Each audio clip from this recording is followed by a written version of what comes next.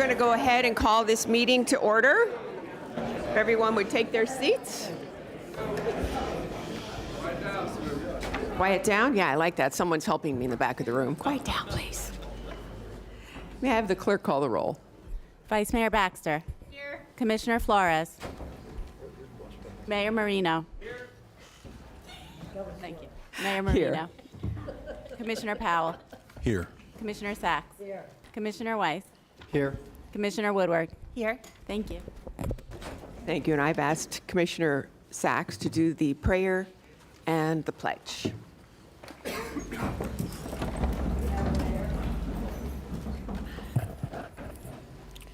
Prayer for our firefighters. Gracious God, let's pray for our firefighters. Let your grace be a protective shield, guarding them from harm and keeping them close to your love and compassion. May we always remember that they are the ones who face the dangers firsthand.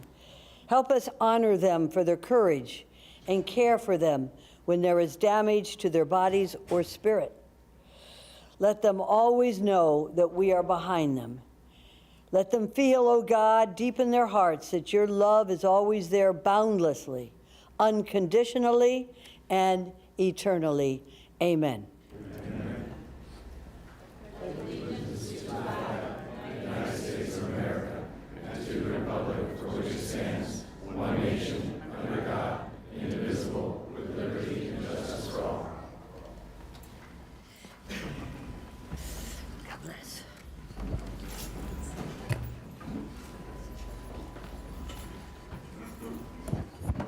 Thank you. Do we have any additions, deletions, or substitutions? Thank you, Madam Mayor, Commissioners, Vice Mayor.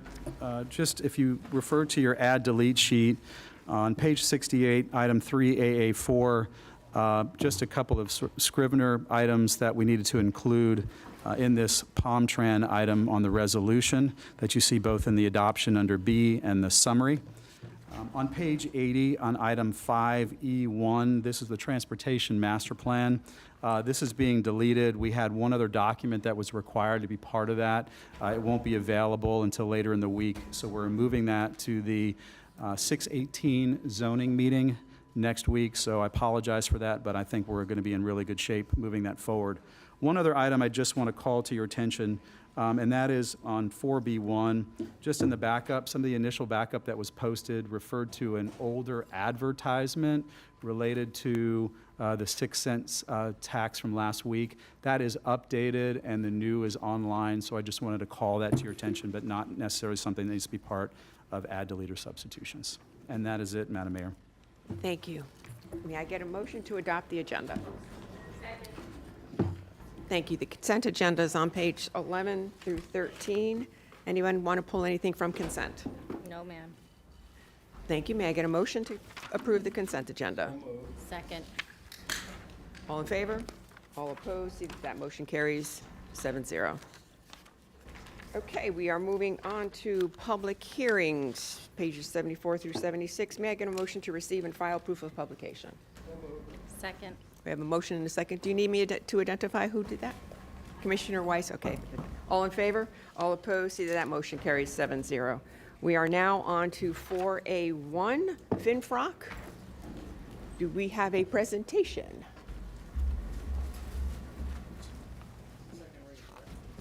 Yes. Second. I have a motion and a second to approve. All in favor? Aye. Sure. Oh, Commissioner Weiss has a question.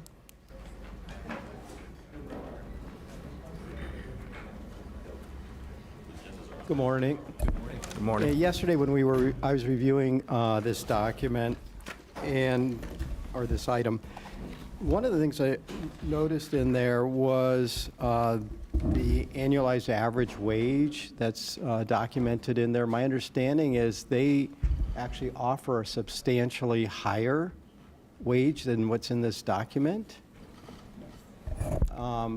Is there a way to address that so it doesn't appear that we're supporting a lower wage? Good morning, Commissioner Jonathan Brown, Housing Economic Development. So contractually is what we have listed in the agenda item. What we have provided or made part of the PowerPoint is what the actuals are. So contractually, they were looking at $38,000 and a median of 33.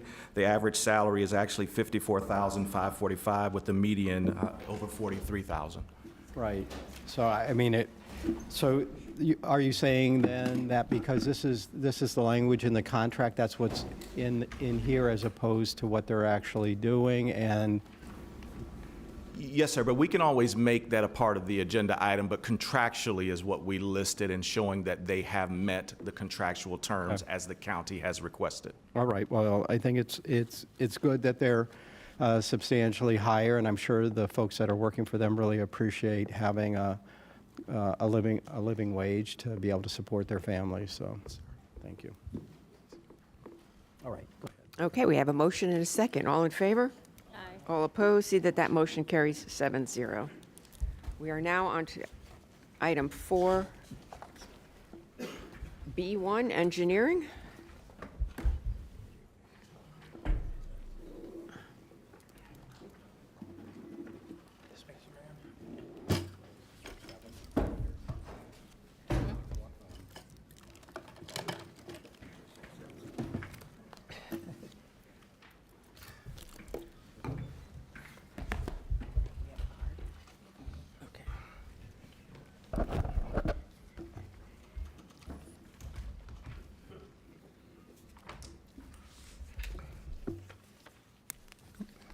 All good? Yes. Okay. Good morning, Mayor, Vice Mayor, members of the Board of County Commissioners. With me is Deputy County Administrator Patrick Rutter, County Attorney's Office Liz Herman. The purpose of this agenda item is to go through a potential road of alignment for a development order that is for the Indian Trust Grove. So in the motion title, there's two road networks that we're requesting for consideration.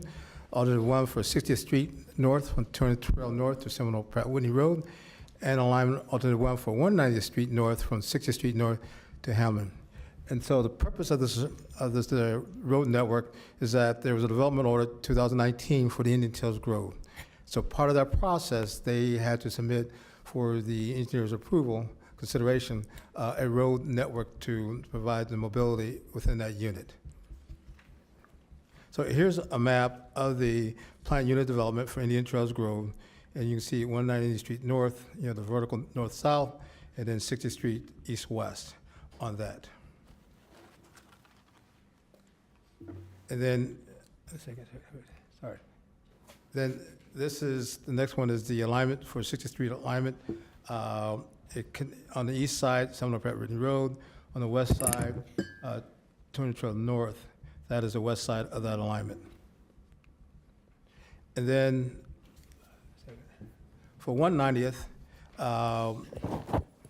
it makes one connection at Hamlin Boulevard, another connection on the west side near the M Canal. So we have conditions, part of the development order, they're still in process. Prior to issuing a first building permit, they need to start looking at the actual development of this road network and for a condition for this development. And then condition number 7, in terms of any major construction, they need to do the connection at Hammond Boulevard, and this construction could occur all the paving and drainage for the site. All costs would be paid by the property owner. And the last, submit a subtotal alignment for 60th Street North and to Seminole Pratt Road, and then from 190th to 60th.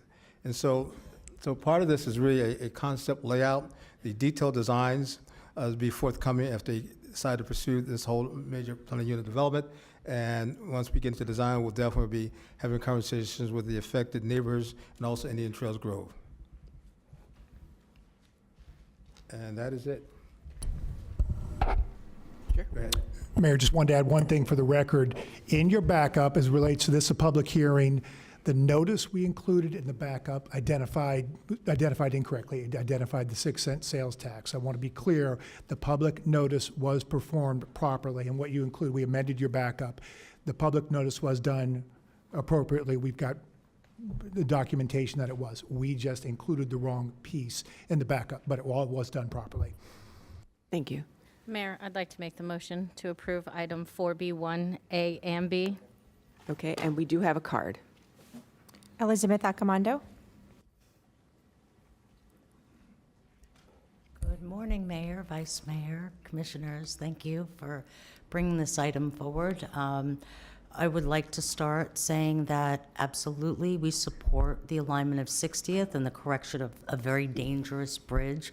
There have been many accidents at this location and some lives lost, which is not acceptable. So of course we support that. Unfortunately, we weren't notified of even this meeting today had it not been for Mr. Portnoy contacting Indian Trail. I understand this is the first step of several that we're going to have to go through, but I implore you to please include Indian Trail Improvement District in this.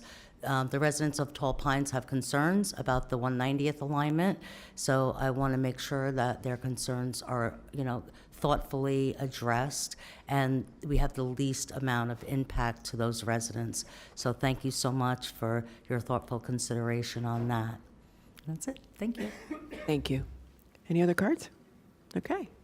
Close the public hearing. We have a motion and a second. Any other questions? Yep. Vice Mayor?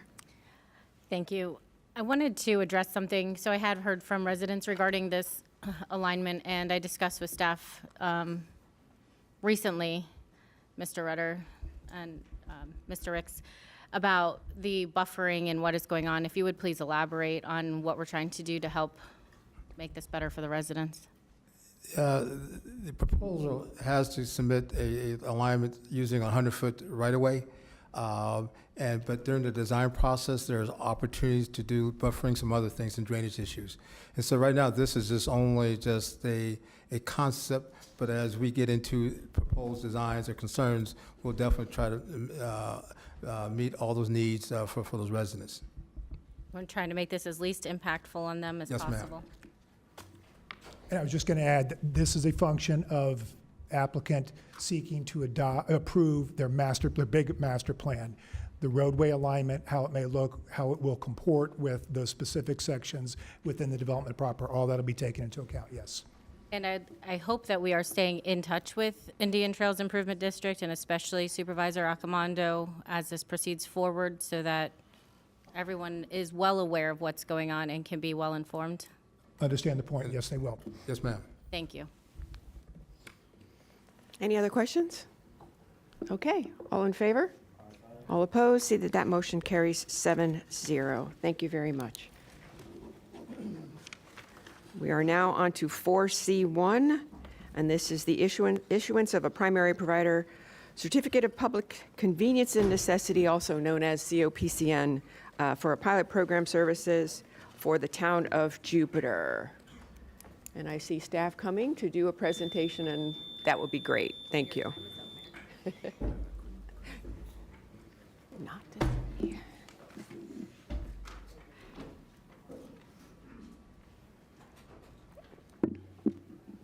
All right, who's going first? Good morning, Morning. Mayor, Vice Mayor, Commissioners, and Administrator Von Laren. Stephanie Shanahaw, Director of Public Safety. With me today is, to my left, Sharon Burrows, Assistant County Attorney. To my right, Mary Blakeney, Director of Emergency Management, and Richard Ellis, Deputy Director for Emergency Management. The item before you today is requesting approval to issue a primary provider certificate of public convenience and necessity to the town of Jupiter for a pilot program.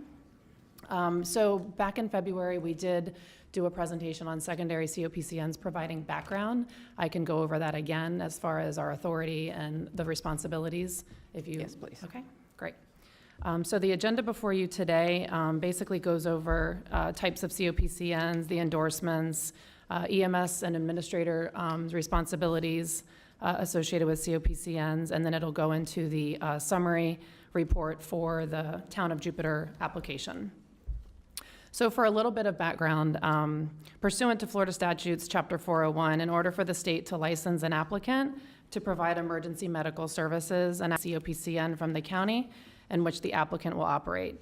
A COPCN is a certificate deeming it to be in the public convenience and necessity for an EMS provider to operate within the confines of a county as authorized in Florida statute chapter or section 401.25.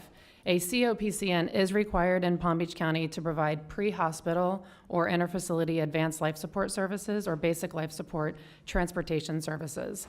And Palm Beach County's Emergency Medical Services Ordinance provides standards for issuing COPCNs in accordance with state guidelines. So there are 3 types of COPCNs here in Palm Beach County. A primary COPCN provides advanced life support, which may include ALS and BLS transports, and we currently have 11 primary provider COPCN holders here in Palm Beach County. Examples of those are our municipal and our county fire department. A secondary COPCN provides secondary ALS transport services and ALS and BLS interfacility transport services. Examples of those are AMR, Elite, National Health Transport, All County Ambulance, eCare, HCA Palms West, and the Healthcare District. And then a special secondary provides ALS non-transport services within the community until the primary service COPCN holder arrives. And these are ALS non-transport services for private communities. So the primary service provider's COPCN application timeline is as follows. COPCNs for primaries are issued every 6 years for a 6-year term. The applications for COPCNs are accepted only during the time specified in the public notice, except that a COPCN for a pilot program service, which is what the town of Jupiter is applying for today, may be approved as provided in section 13-24 of the ordinance. The current primary provider COPCNs expire on December 31st of 2028. So as defined in our Palm Beach County Code EMS ordinance, pilot program services means a municipal or Palm Beach County Fire Rescue Trial Program. Pilot program services are initiated by special conditions, opportunities, or events such that, in the discretion of the board, warrant the issuance, extension, and/or modification of a COPCN or its endorsements on a temporary basis. Palm Beach County Code Chapter 13 states government entities having a public mandate to provide EMS within their jurisdiction may be granted a COPCN by the board, and if approved, may serve such jurisdiction as the primary provider. Any government entity requesting a COPCN must comply with the requirements outlined in the EMS ordinance. So as part of the EMS ordinance, as the administrator that was delegated to me by the former county administrator, my responsibilities are to review the application and obtain verification that all applicants meet requirements of federal, state, and local laws. I have to confirm there's no outstanding complaints against any of the applicant. Consider the need for the proposed service. I'm to prepare and present a report with recommendation for the EMS Council's review. I'm to request the EMS Council's recommendation on the application to be provided to the Board of County Commissioners today. And then I'm to schedule a public hearing, which is what we are here today to do. So the Emergency Medical Services Council was created in 1973 by the BCC and provides recommendations for improving emergency medical services in Palm Beach County. It consists of the following members outlined in this slide, which is 20. And as of today, all seats are currently filled. So the EMS Council's responsibilities are to review the report that I provided to them of the application. The applicant may provide a presentation to the EMS Council, which they did a few months ago, and the council members can ask questions after the applicant report is presented, and then a motion will be made by a council member and seconded by another to recommend to the BCC to approve or deny the applicant. So at the Board of County Commissioners meeting today, the administrator will publish a notice, which I've done 10 days prior to today. The applicant is encouraged to attend the BCC meeting and allow 3 minutes to speak if a public comment card is completed. And the administrator will provide a report to the BCC, the recommendation of the EMS Council, and any other relevant documentation. And then the BCC will either approve or deny the application for the pilot program provider COPCN. So now we're going to go into the Town of Jupiter application and provide a summary report. So the Town of Jupiter, as mentioned earlier, did apply for a primary provider COPCN pilot program, Currently, the primary provider COPCN holder for the Town of Jupiter is through an interlocal agreement and is issued to Palm Beach County Fire Rescue, which expires, their current COPCN expires on December 31st of 2028. Based on the 2024 census data, the Town of Jupiter has a population of approximately 62,000 people, covering 21.1 square miles, with a total of 30,000 housing units. The Town of Jupiter Council voted to establish their own EMS and fire rescue service and cancel their interlocal agreement with Palm Beach County Fire Rescue. The Town of Jupiter provided Palm Beach County Fire Rescue with written notice of termination of their interlocal agreement effective midnight on September 30th of 2026. The Town of Jupiter applied for a primary pilot program, COPCN, for the period August 1st of 2026 through December 31st of 2028 with an advanced life support endorsement, advanced life support transport service, and routinely transport basic life support. This slide shows the total number of calls from Palm Beach County Fire Rescue's annual report from FY 2020 to FY 2024 for the Town of Jupiter, of which 73% were EMS related for FY 2024. The pilot program COPCN application requested 19 different elements of information, 11 of those being requirements pursuant to the EMS ordinance as highlighted in blue. This slide provides a summary report of the areas of the requirements within the application. As you can move along from the left to the right, you will find the required application elements in numerical order. The check mark indicates compliance, while the asterisk indicates that the Town of Jupiter is working towards meeting this requirement. Numbers 11, 12, and 13 were marked not applicable because the Town of Jupiter has not commenced its EMS services yet, and those elements require EMS activity to produce the data.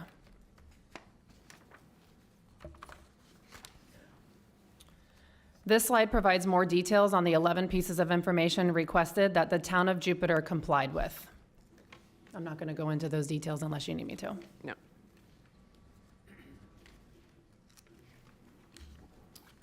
This chart provides an overview of the anticipated staffing, equipment, rate structure, and average response times for the Town of Jupiter.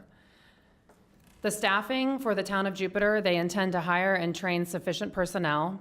As of May 25th or 21st, they finished hiring the rest of the command staff, the training chief and fire marshal, and the main staff will come on board May of 2026.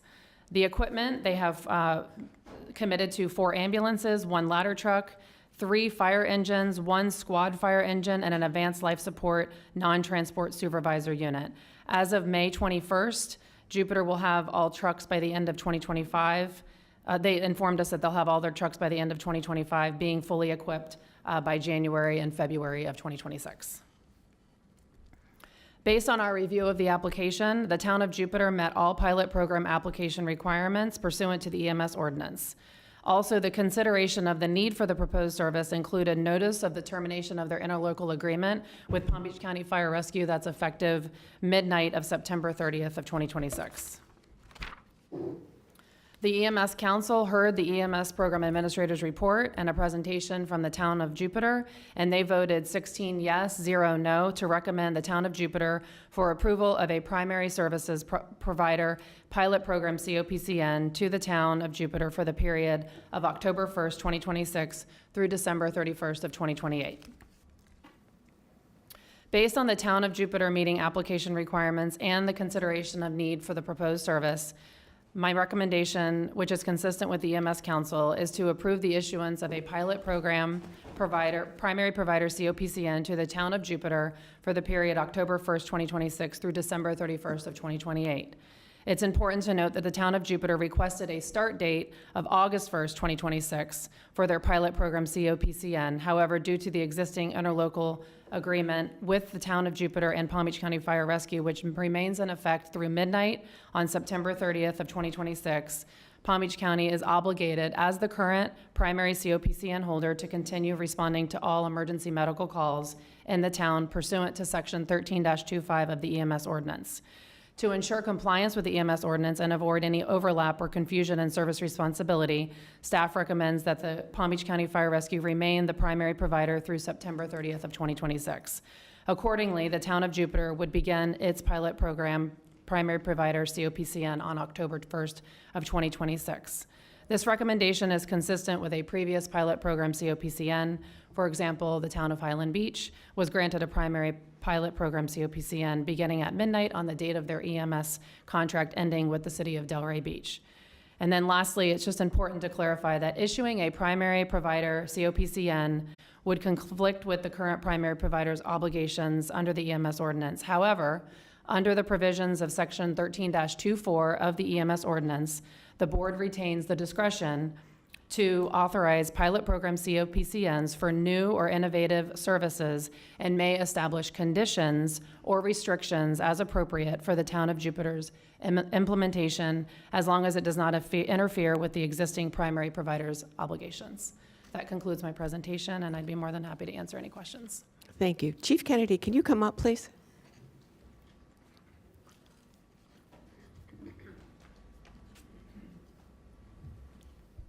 Can you give us a history as to why we're here today?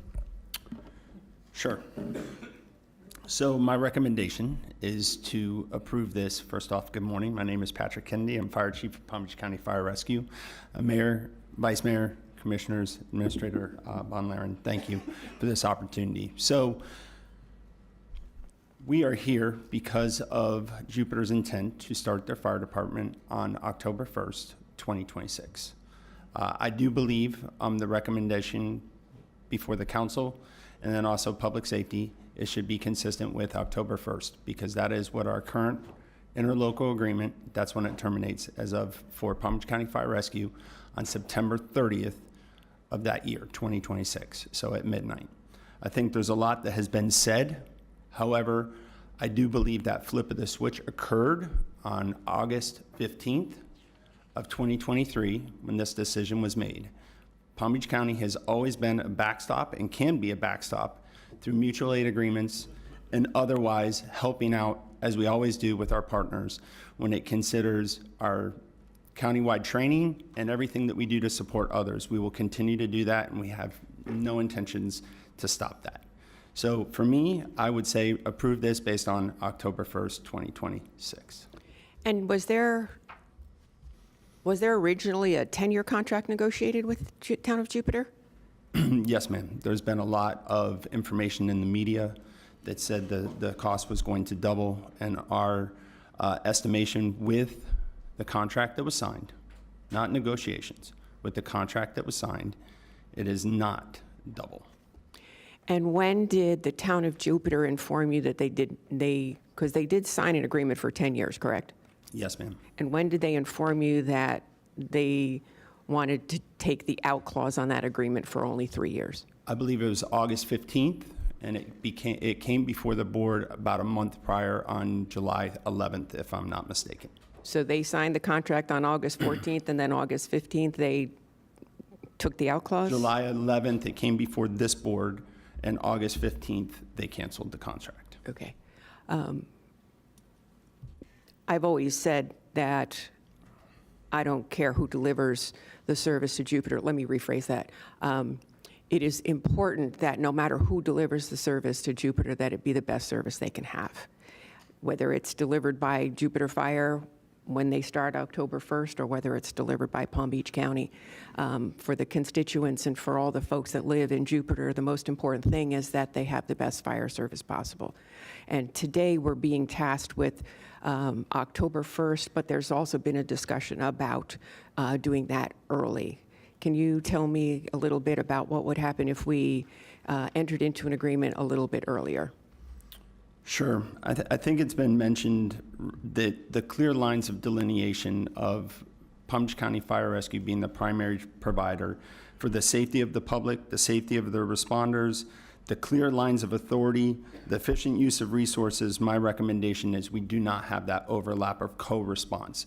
I believe after speaking with public safety that the pilot speaks to some gray areas that may allow for other alternative responses, but I do not think that that is what is best for the men and women that are serving or the residents that we're serving.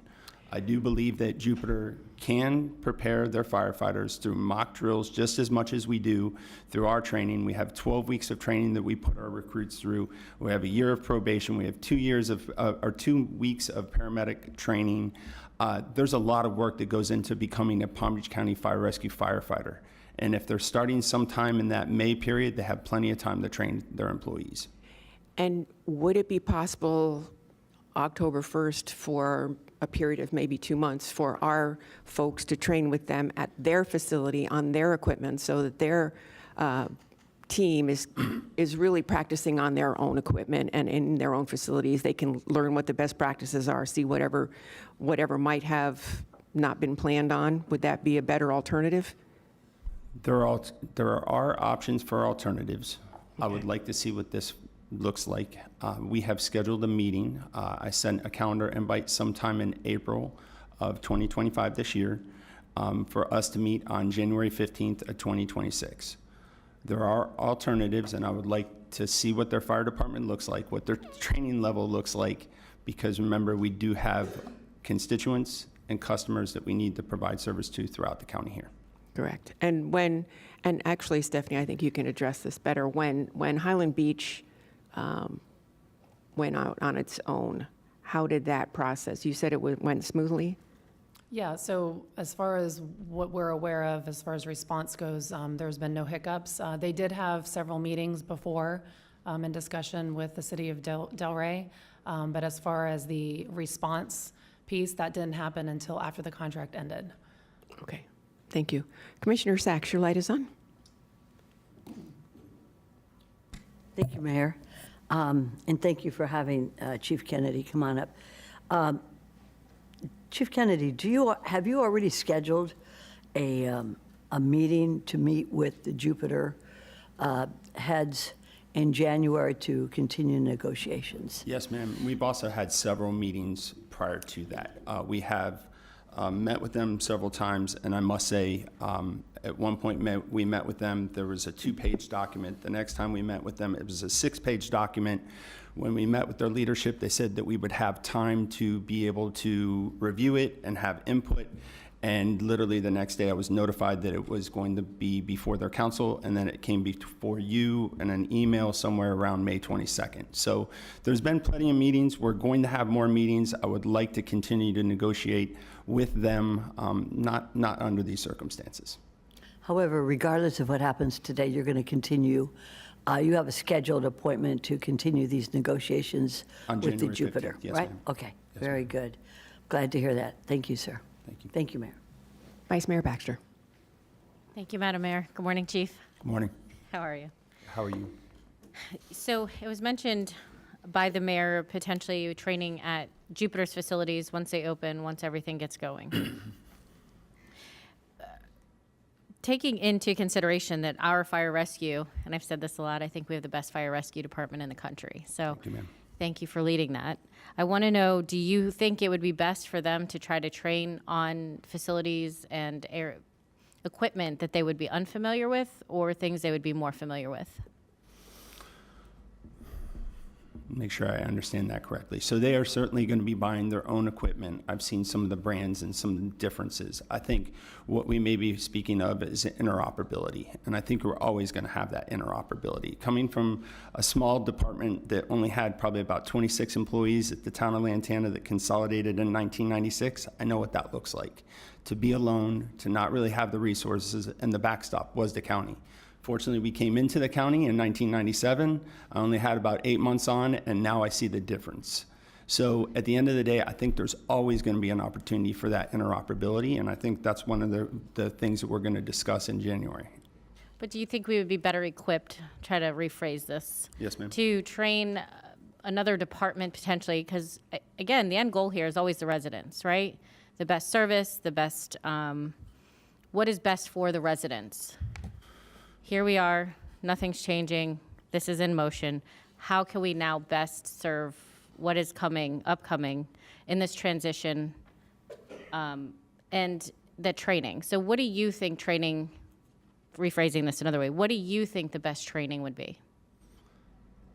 I think they have a lot of training to do, and it would be very difficult knowing the resources that we have to go train other fire departments throughout the county, regardless of their situations. We have some that may be browning out stations or trucks or reducing their staffing level throughout the county, and for us to take on those responsibilities would be something that I would have to come before you and say, hey, this is going to take away from the constituents. So I believe that there's ways. We have instructors throughout the county that work through other agencies, Palm Beach State, some other private colleges, that they can get that training from our instructors if they wanted it, if they were willing to do it. But in terms of training Jupiter, I would say that that is their responsibility. Interoperability, training with them, we can do that once they have established their fire department. So it's your opinion we shouldn't help train them at all? I'm not saying that, ma'am. What I'm saying is to train them as a first day firefighter. We have 100 firefighters we're going to be hiring next year. They have 100 firefighters they're going to be hiring next year. That would be a lot to ask of the county to say, hey, listen, we want you to train our 100 and their 100 at the same time. So I think that we can train together. I just don't think we should be fully responsible for training them. I don't think anyone has suggested fully responsible. And again, my concern here are the residents. So I want to make sure that they are best served by whomever is answering that call. Yes, ma'am. So again, so you don't think there's any room for any sort of training, whether it's 2 people, 20 people, 5 people, no room for training. We don't have the resources to do that. Train with them, yes, ma'am. We can train with them, and that's what we do with other agencies, and that's what we will intend to do. I just want to speak to this because to say that nobody has mentioned training, that actually in their document that they have presented to us, that's one of the things that they are asking for. They are asking for us to train them. And at this point, my answer is we will train with them. We cannot train them. Thank you, Chief. Yes, ma'am. Commissioner Woodward. Thank you, Mayor. And thank you, Chief Kennedy. And Thank you, thanks ma'am. for taking my numerous calls on this, because I think it was a lot of information for us to process, especially in regards to the training the Vice Mayor was mentioning, because it was brought up in meetings that I had as well. And as I understand it, because there's a number of cities who have fire departments, and you conduct training on I don't want to say mass casualty, but major operation events. If something were to happen and multiple fire departments would be called to the same scene, you do those types of trainings several times a year? So we do. We just had a radiation drill that just occurred, and actually the town of Jupiter was present. So we have opportunities where countywide training can happen, and resources from other departments, whether they're able to pay for overtime or backfill some of those units, sometimes they're not resourced to be able to do that. But the opportunity is there at our grounds, and we have one coming up that I believe is going to be in Scenic of Green Acres that much of my team is going to help host and work with other members of the county to be able to put that on. So there's always opportunities for them to train. Because I think, and I had a similar concern as far as if multiple fire stations are called to the same scene. Sure. And you explained to me that there's, I don't want to call it basic firefighting, but there's a certain level of training that goes into a firefighter on a truck, operations, just basic, that there's that level. Yes, But ma'am. then what you're providing with these other trainings is once you have the firefighters at that basic level and a call were to go out where multiple jurisdictions get called to the same scene, you train on, like, what's the procedure if the radiation, whatever type of event were to happen. And right now, Jupiter can participate in those. Any city in the county can participate in those. As a matter of fact, they have. At least a representative from their department was there. So, and I think really what I would coin that as is interoperability. Are we able to work with one another? And we do that seamlessly. We, as you saw during the tornadoes, we went up to St. Lucie to work with them. So we're going to continue to do that. That's not changing anything. Okay, so, and just because I did want to make sure that the town of Jupiter's firefighters are properly trained, but I do understand you're saying there's their responsibility to get a basic level of training for their firefighters, and then when it comes to the interoperability, that that your training provides with other municipalities, because it may not be us, it could be Gardens or, another closer fire department that's going to be hitting the same scene. Or in my case, Boca and Del Rey, they need to know how to work together. So it depends, but you provide those. And if there's a request that goes out from a municipality or the town of Jupiter that, hey, we would like some more of this, they would go to you and you would help organize that, even if we don't have to operate it like you're doing in Green Acres right now, right? So let me make sure I clarify this. So in terms of countywide training, that would be something we would do with everybody. There are specific trainings that we do through our ISO requirements where we have to make sure that we have training through different agreements that we have. So the county does not provide all of this. Sometimes it comes through the Fire Chiefs Association. There's other opportunities where these come up and it's a collective group to be able to train with one another. So I think there's two parts to this. Do they have an ability to train on countywide level? The answer is yes. Does Palm Beach County Fire Rescue and Jupiter have a need to be able to make sure that there's interoperability between the two? The answer is yes. Okay. And to be clear, we are not saying that we won't participate in group training, but it's not the basic, and I don't know if that's not the correct word, but the entry-level firefighter training that they're responsible for whoever they hire, getting them to that level, or hiring them when they already have that training. But that's on every fire department that operates in this county. They have to do that themselves. Yes, ma'am. So you have an all-hazards fire department. They train, they do things that I just never imagined throughout my career, what we're doing right now because of the resources that this board provides. We are, I would say, well-equipped, well-trained, and we provide services that most just cannot. And with that, I think there is what we would call a basic level of understanding, and then there's also how do you work with those other all-hazards agencies that might be called through mutual aid or whatnot. And that's where we're going to be committed to working with them. Okay, thank you very much. Thank you. Do we have some cards? Oh, sorry. We have Jim Kretzky and Melise Sundstrom.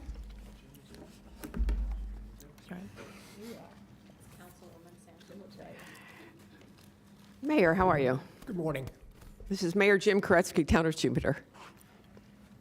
Palm Beach County currently dispatches all calls for fire rescue services within the town of Jupiter and the surrounding areas. So the earlier COPCN start date, merely in my perspective, provides Palm Beach County Fire Rescue with the ability to begin transitioning services to JFRD where it's deemed mutually beneficial to do so. Every public safety professional must realize that it is not in the public's best interest to ever just transition something like fire rescue service providers on a flip of the switch. If a hurricane were to hit the county next year in August, September, wouldn't there be a public safety benefit to be able to make use of Town of Jupiter firefighters and paramedics to better serve the general public? The effective start date for the COPCN is up to you, county commissioners. Our Jupiter Fire Rescue Department will be fully prepared and ready to begin fire rescue services throughout our town beginning on October 1, regardless of what decision you make today. The under development fiscal year 26 budget is the third and final annual budget for Palm Beach County Services to Jupiter, since the town notified the county of our intent to create our own department. And every elected official should know that it is their responsibility to intergovernmentally coordinate to deliver services collectively at the lowest cost possible to the public, including transition of service providers. I just want to assure this county commissioner, whatever you do today, this decision is even not about training. I think the training has been taken quite a bit out of context.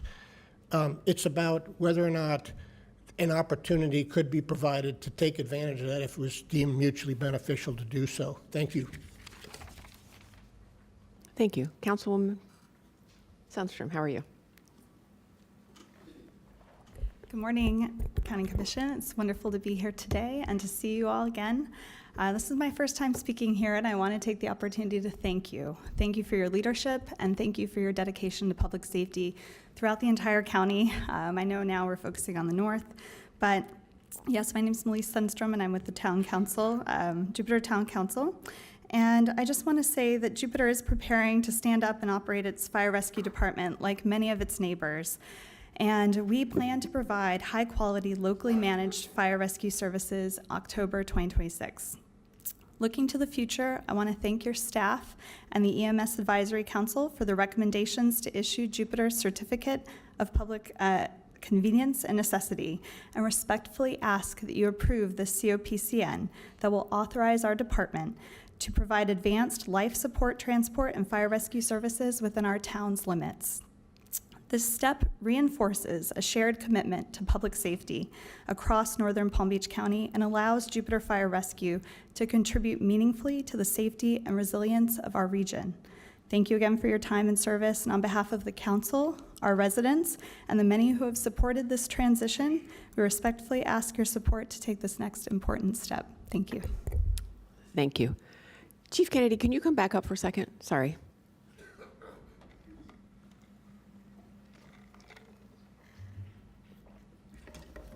Yes, ma'am. The fire stations that we have now currently that service the unincorporated areas of Jupiter, also Jupiter and some of the other municipalities in that area, will the staffing change on any of those firehouses? So are we speaking directly about the ones that are serving the town of Jupiter right now? Okay, Correct. So what I have promised our staff and what I have had many conversations with members of this board is that we will stay status quo for that first year. Again, two things that I've been a 30-year firefighter, and I lived 20 years of my career oblivious to knowing how safe I was, to know how I was able to go home to my family. And what I do worry about is resources that may not be there. I do not know what's going to be there in Jupiter. I know what the consultant put forward. I did not agree with it that day. I still don't agree with it. So for us to keep the firefighters safe, I'm committed to having those resources there the first year to see what we need to do and then monitor the call volumes, and then we can rebalance if need be. But they will stay in the region, yes, ma'am. Now, there's one station that's vacating, and that may be one of the things that we're referring to is Station 16. We are by warranty deed moving out of that station, and that is just because we don't provide service to that area according to the agreement that was already put in place somewhere in the late 90s. Okay. Thank you. Thank you. We have Jeff Newsom and Craig Mowry.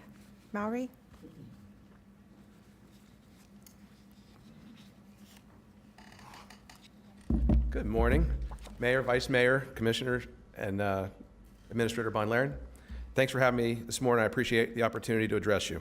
I'm going to try to read off my script so I don't blow off my time here. My name is Jeff Newsom.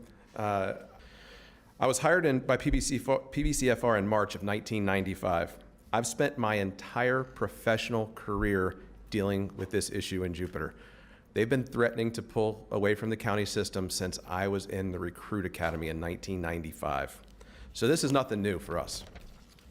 I'm here to speak against the early issuance of the COPCN for Jupiter Fire. My reason is purely for public safety. If it's your goal to ensure that the people of Jupiter receive the highest level of service, then you should let Palm Beach County Fire Rescue continue to be the primary provider of that service until the last possible moment. Over the last 40 years, we've built a fire department that offers unmatched all hazards response, from fire suppression to advanced medical care to specialty rescue teams. We operate our 50 stations with expert precision. That's what comes with experience. Make no mistake, the Jupiter Council is not a good neighbor. For 40 years, the council has resisted contributing to a system designed to deliver equal services across this county. They've lived in a vacuum where no consideration was made to the bigger picture. I once heard a Jupiter council member ask a Wellington council member, "Why are you okay with paying a little more for fire rescue than it may actually cost your city?"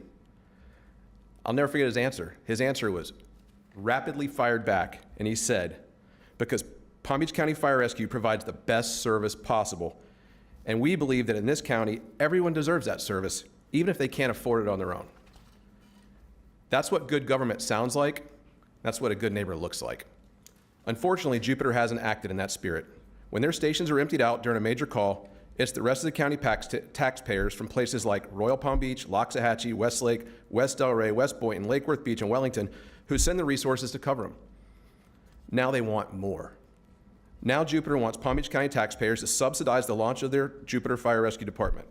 They single-handedly drafted an agreement that mandates that PBCFR train their staff, write their dispatch protocols, and help them stand up their system on our dime. This is not a regional investment. It's a bailout. Whether their consultant made a mistake or purposefully painted an incomplete picture to sway their residents, the burden of their missteps should not fall on the county taxpayers at large. Again, let's be clear. Jupiter residents never voted for this. The council made a decision unilaterally, even going to court, to block their residents from the opportunity to vote on a charter amendment change. This wasn't about safety, it was about power. And now it's about wanting more. If Jupiter had acted like a good neighbor over the last 4 decades, maybe this would be a different conversation, but they haven't. In closing, I'm asking that you follow the unanimous recommendation provided by the EMS Advisory Council and provide the COPN starting on October 1st, 2026, and follow the advice of your fire chief. Thank you.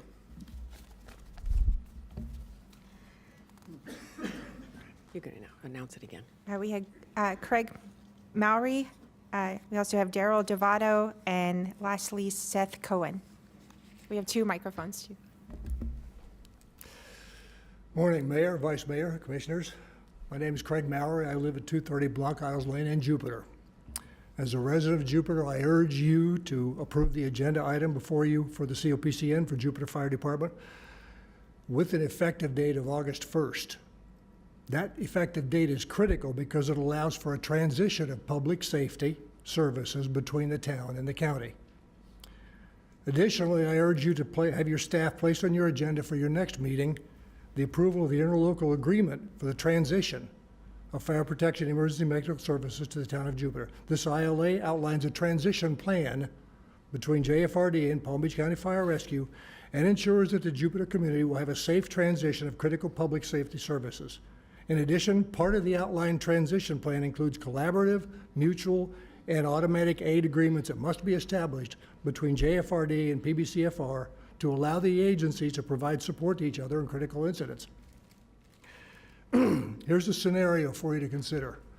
Very recently, we had a shooter at Abacoa who fired several shots at golfers.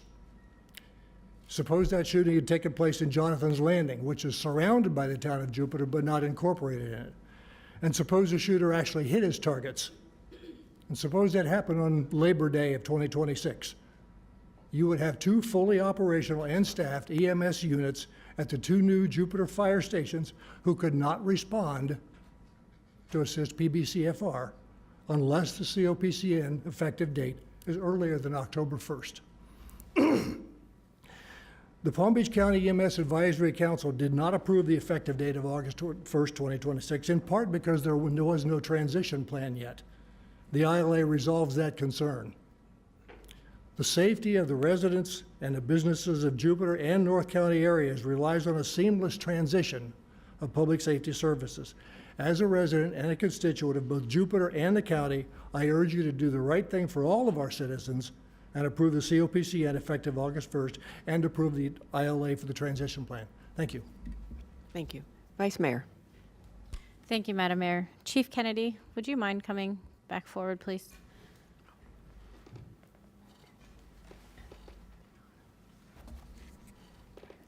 I heard Mr. Newsom state that the best thing for residents, and you have stated now, waiting as long as possible to issue the COPCN to October 1, it would be best for the residents. What would happen if it was issued sooner? What would be the effect of that? So I briefly mentioned that before. Let me, so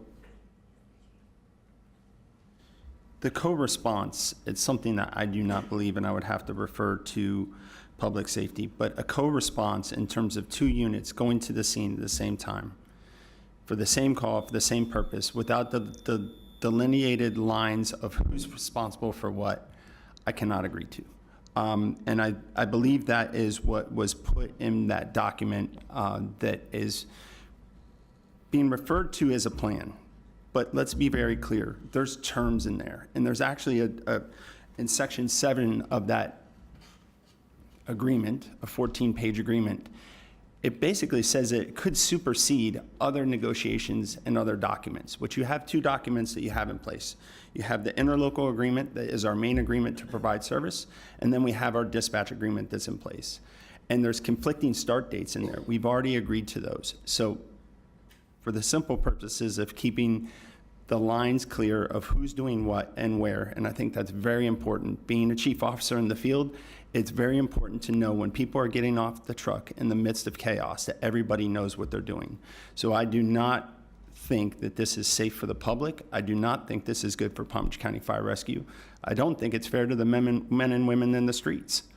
Do you think that if 2 different agencies were to show up, that it would be bad for the resident?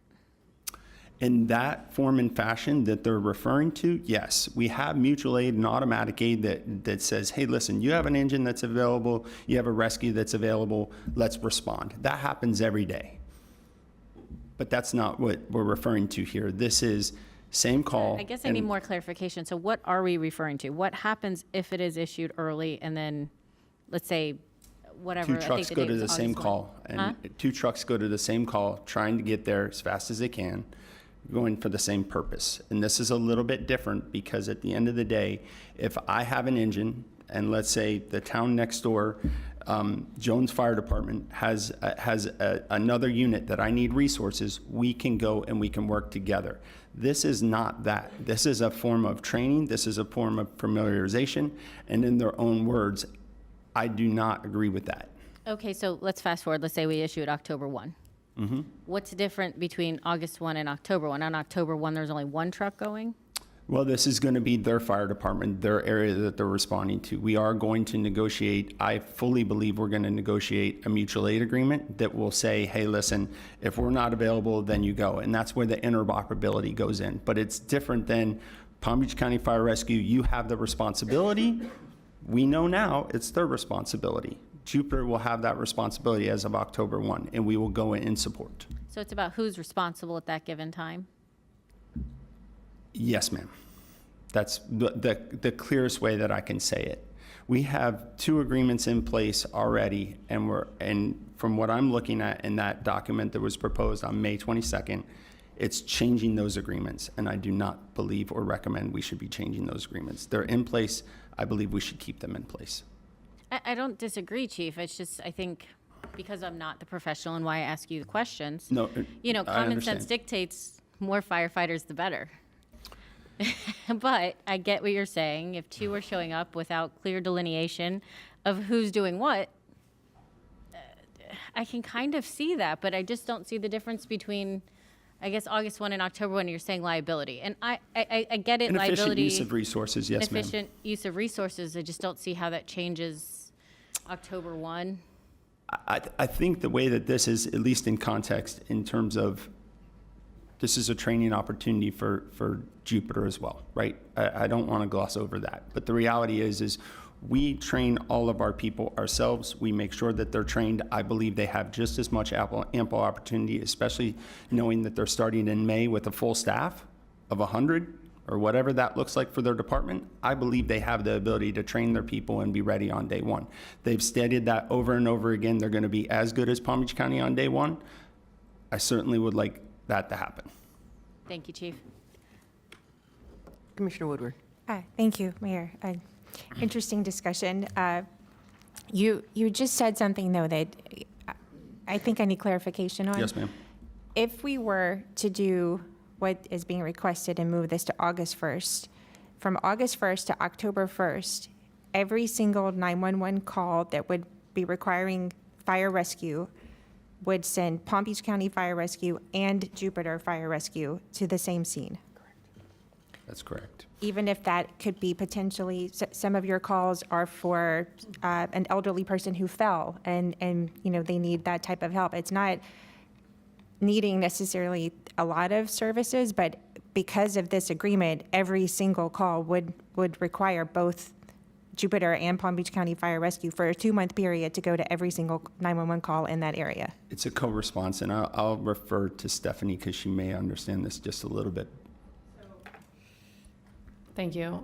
So as part of the COPCN, they're responsible for responding to all 911 calls in that area. So if the service area for the town of Jupiter is the entire town and the stations that they're responsible for, then when the 911 call comes in, that would be a co-response, because then that dispatcher is going to have to determine, who am I calling? Am I calling County Fire Rescue or am I calling the town of Jupiter? And I think that could delay the response, so it would be a co-response if they were to have the same conditions on their COPCN as a primary pilot program. And so for this 2-month period, we would retain ours. Ours doesn't expire, or it's going to expire September 30th as the primary COPCN, but to have a 2-month overlap, we would have to duplicate, right? So, I mean, just so I understand this. Unless the board put conditions on that COPCN to where, I just think from a response level, when the 911 call comes in, they know exactly who to call. They know exactly who to dispatch. So we would be requiring. You have 2 agencies.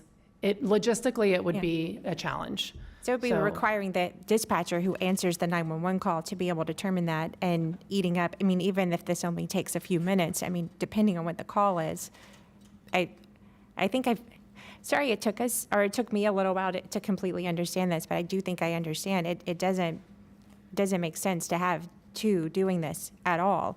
If it warrants backup, that's a different story, right?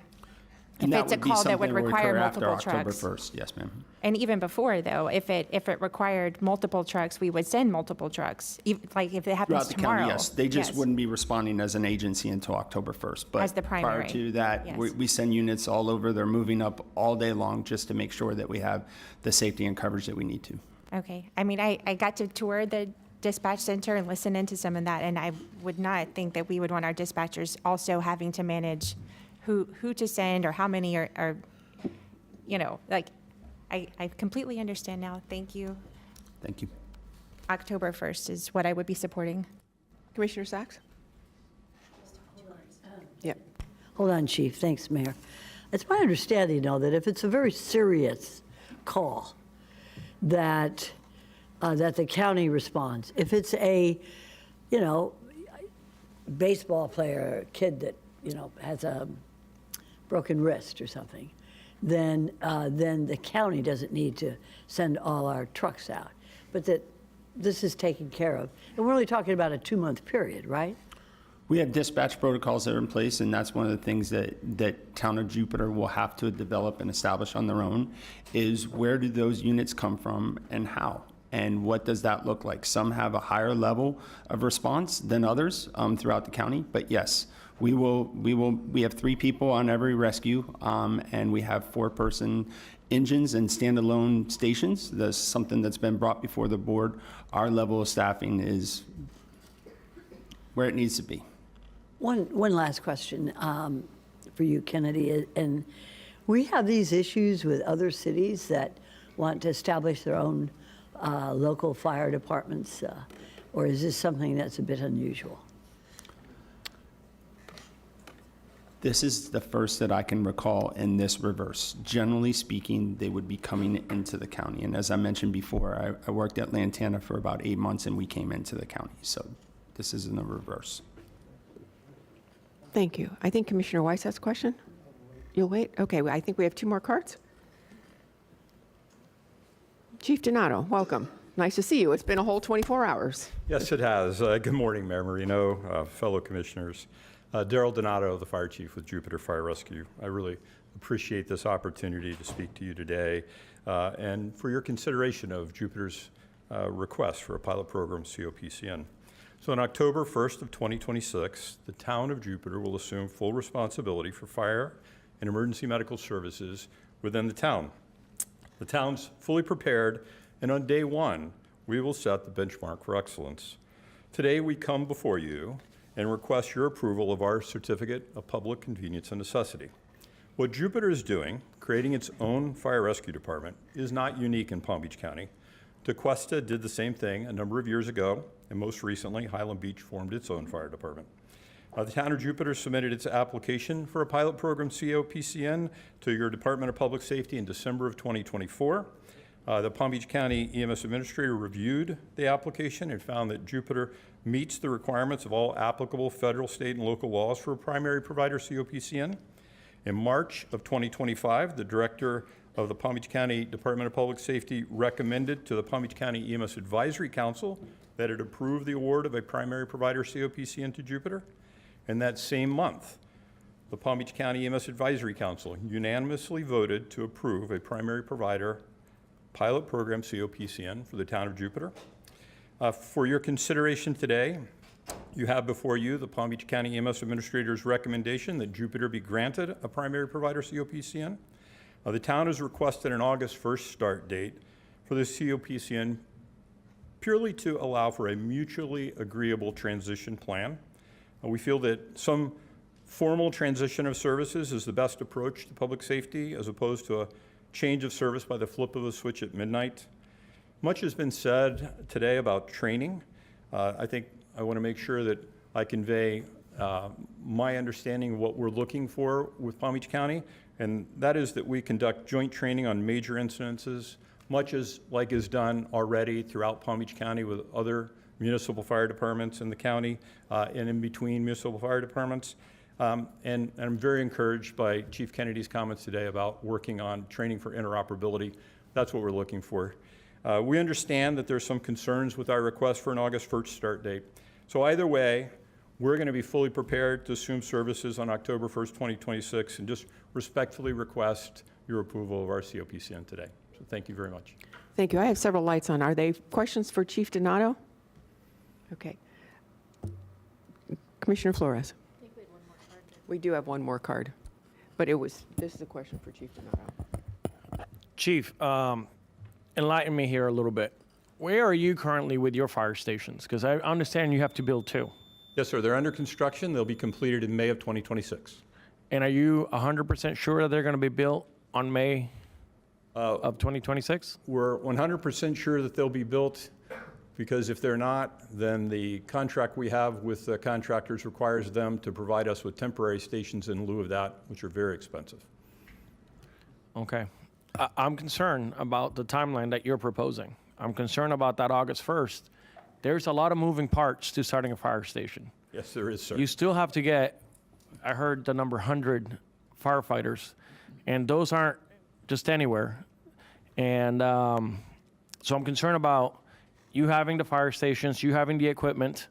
I used to have a fire station in Green Acres. Getting a fire truck's not easy. You have all your fire trucks in line? Yes, sir. They'll be delivered well in advance.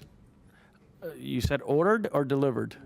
They will be delivered by June of 2026. Okay. Ambulances will come in December of 2026, 25. And when are you estimating to hire these firefighters? We're fully confident that we'll be able to hire all the firefighters and folks that we need. We currently have a list of, I want to say, 400 people. But when? I'm sorry? When would be your starting date?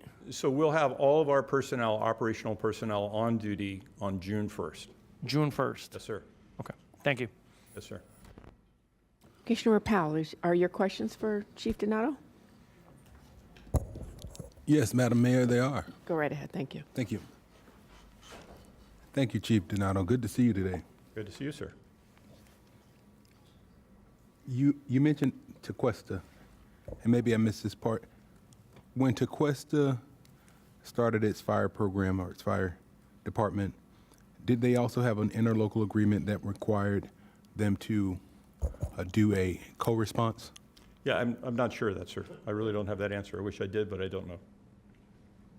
Do you have any documented research of any departments who have started that require this co-response?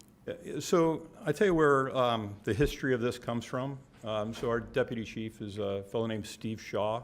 He's retired from Fort Lauderdale Fire Rescue.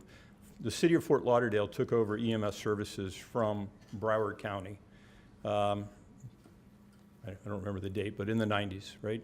And in that process, they did a 2-month transition of services where they did a co-response. And it was mutually agreed upon who would go to what calls. So it might be one engine from one provider and an EMS truck from another, or it might be an ambulance from one provider and an engine from the other. Again, this is the mechanism they used in Fort Lauderdale when they took over the EMS services from Palm Beach County. It seemed like a great model. It worked really well historically. It worked well for Fort Lauderdale, and so hence our suggestion for that as well. Follow up? Thank you, Madam Mayor. There's been dialogue with regard to, on the co-response, who would be responsible for what. Could you allow me to understand if it is a co-response, and with Palm Beach County Fire Rescue still being the main responder, would you have the responsibility to send the proper resources and even be a part of the call, or would you be relegated to just being there to watch and review?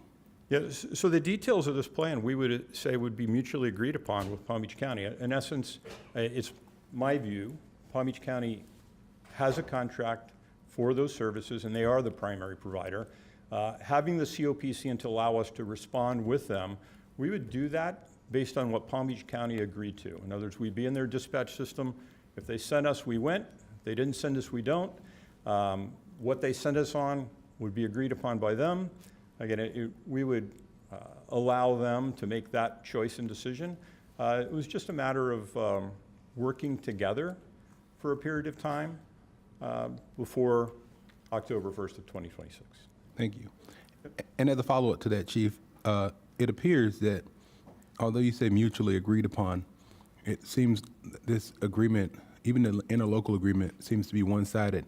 I've not heard anybody from Palm Beach County yet indicate that they were willing to work or have had any conversation with regard to the interlocal agreement that's passed. I think that's maybe part of the tension that we've seen is that there was an interlocal agreement, and if I'm not mistaken, Chief Kennedy said they reviewed it one time and there was supposed to be an opportunity to work together and respond, and the next time it was passed by the council. That's a challenge that we obviously will need to work past, because I keep hearing the word mutual, but the definition that's coming out of those terms seems to be exclusive. So you say mutual, but I see exclusive. That's really challenging for me. Yes, sir, and I understand your perspective. I completely understand that.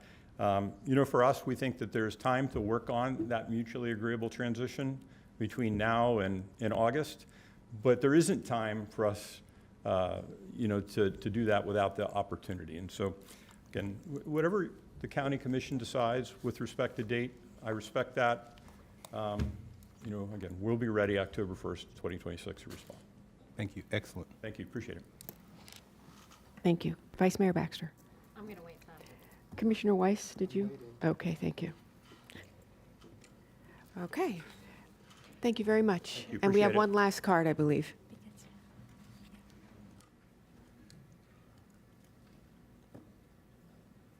Good morning, Mayor, Vice Mayor, Council. My name is Seth Cohen, and I'm a proud resident of Palm Beach County, and I live in the town of Jupiter. This commission, as you look at the COPCN start date, I've appreciated the emphasis on the safety of the residents, that this is primarily about what is best for the residents. And as someone who works and lives in Jupiter, I have received great service from Palm Beach County Fire and Rescue, and I believe the August start date of the 2-month transition period where Palm Beach County maintains responsibility and allows Jupiter to walk alongside them. I think it speaks to the brotherhood of first responders, and I think that provides a great 2 months as this transition takes place on October 1st. Thank you for allowing me to speak. Thank you. And that is the last of our cards. So, Commissioner Weiss, you've been patient. Thank you, Mayor. Let the record show I've been noted as being patient. Chief Kennedy, could I ask you to come back to the lectern, please? Yes, sir. So, in hearing the discussion today, it really, to me, it comes down to a situation of command and control of these incidents and how that might, with crossover, if you were to have a crossover period, how that would potentially work. And in your line of work, there's a very clear command and control structure. I mean, you're semi-military in the way you organize and deploy yourselves. So can you talk about that? And because when I start to think about co-responding, well, who's giving the orders and who, and if somebody decides, well, that's not my department, I'm not taking that order from that person, how does that, what would that do in a situation? To me, it's confusing. So I just want to speak to something that was mentioned before. So I believe the split of Broward County, I think that was right around the start of my career in around 1994. And that was really, Broward County was not providing service. I think it was mentioned Palm Beach County, but it was Broward County and Fort Lauderdale. So Broward County basically dissolved the county areas, and the city started to take over transport. That was a long time ago. And that was because another department essentially wasn't going to be providing those services anymore. So to me, I think this is a much different situation. I would like to keep the lines clear and clean of who's responsible for what. I would like to focus on our interoperability as they start their department on October 1st. And I think that will be the cleanest for all. I do believe that our men and women, and I have been worried about this from the beginning, they have held themselves in the highest regard. Our satisfaction rating was somewhere around 98, 99%. It's up to 100 in Jupiter. They are delivering the level of service that I would expect from my own family member, despite the rumors, despite conversations and uncertainty. They have delivered that service. So I respectfully ask that we just start this October 1st. Right. And somebody also mentioned earlier about the concern about the dispatchers. I would have that concern as well, as who's calling in and needing, when they're asking for additional resources, or if they're, I would think that would be very confusing and to the folks on the ground not knowing who's doing what. So our dispatchers are really tasked with a lot. And as treatments evolve and different hospitals with different specialties, everything that they're managing is more every day. I do not think this is necessary to put upon them. Okay. And then there was a speaker earlier who talked about a mass casualty event. Mm-hmm. You all train for mass casualty events, and there's plans in place on how resources are deployed. And I'm guessing, you may not be able to talk specifically about it because of potential security concerns on how this all works, but can you just talk to the public about how you all are prepared for those kinds of mass casualty events? Sure. So we have, I don't know the last one that we did, but we do have county-wide training, and it involves law enforcement at the same time, along with a co-response. So we all know, again, the lines of communication and delineation of who's responsible for what. And that's all of the law enforcement agencies. There is a countywide SOG, which Chief Donato was instrumental in trying to make sure, through the Fire Chiefs Association many years ago, trying to make sure that we're all on the same page. So those documents do exist. We do train for that. And I would expect that the town of Jupiter, I saw in just a review of my district chief that's in the audience, attended something that the town did. I would expect them to invite us to be involved with that training, just in case that's something that singularly Jupiter does within their own city. Sometimes it's collective. Sometimes we do stuff through FAU, and we get invited and we participate. So it's just really about the agency and what they want to do. Okay. And then they talk about an interlocal agreement that hasn't come in front of us, but I guess has been circulating around. And I mean, it just seems to me that if you were to try to develop an interlocal agreement between two parties, the two parties would first come together and, maybe with an outline or a draft and go through it, and may have multiple meetings for everybody to look at it, maybe take it back to their offices for additional expertise to look at it and review it and be coming back together. Has anything like that happened in this case? In this case, it was signed here. All right, well, to the folks from Jupiter, might be beneficial to maybe rethink how you develop that interlocal agreement and maybe to sit down cooperatively and collegially and, look at potentially doing iterations. And I think that's when I worked on contracts and trying to develop plans and so forth with outside groups, that's typically how I've done it in my past.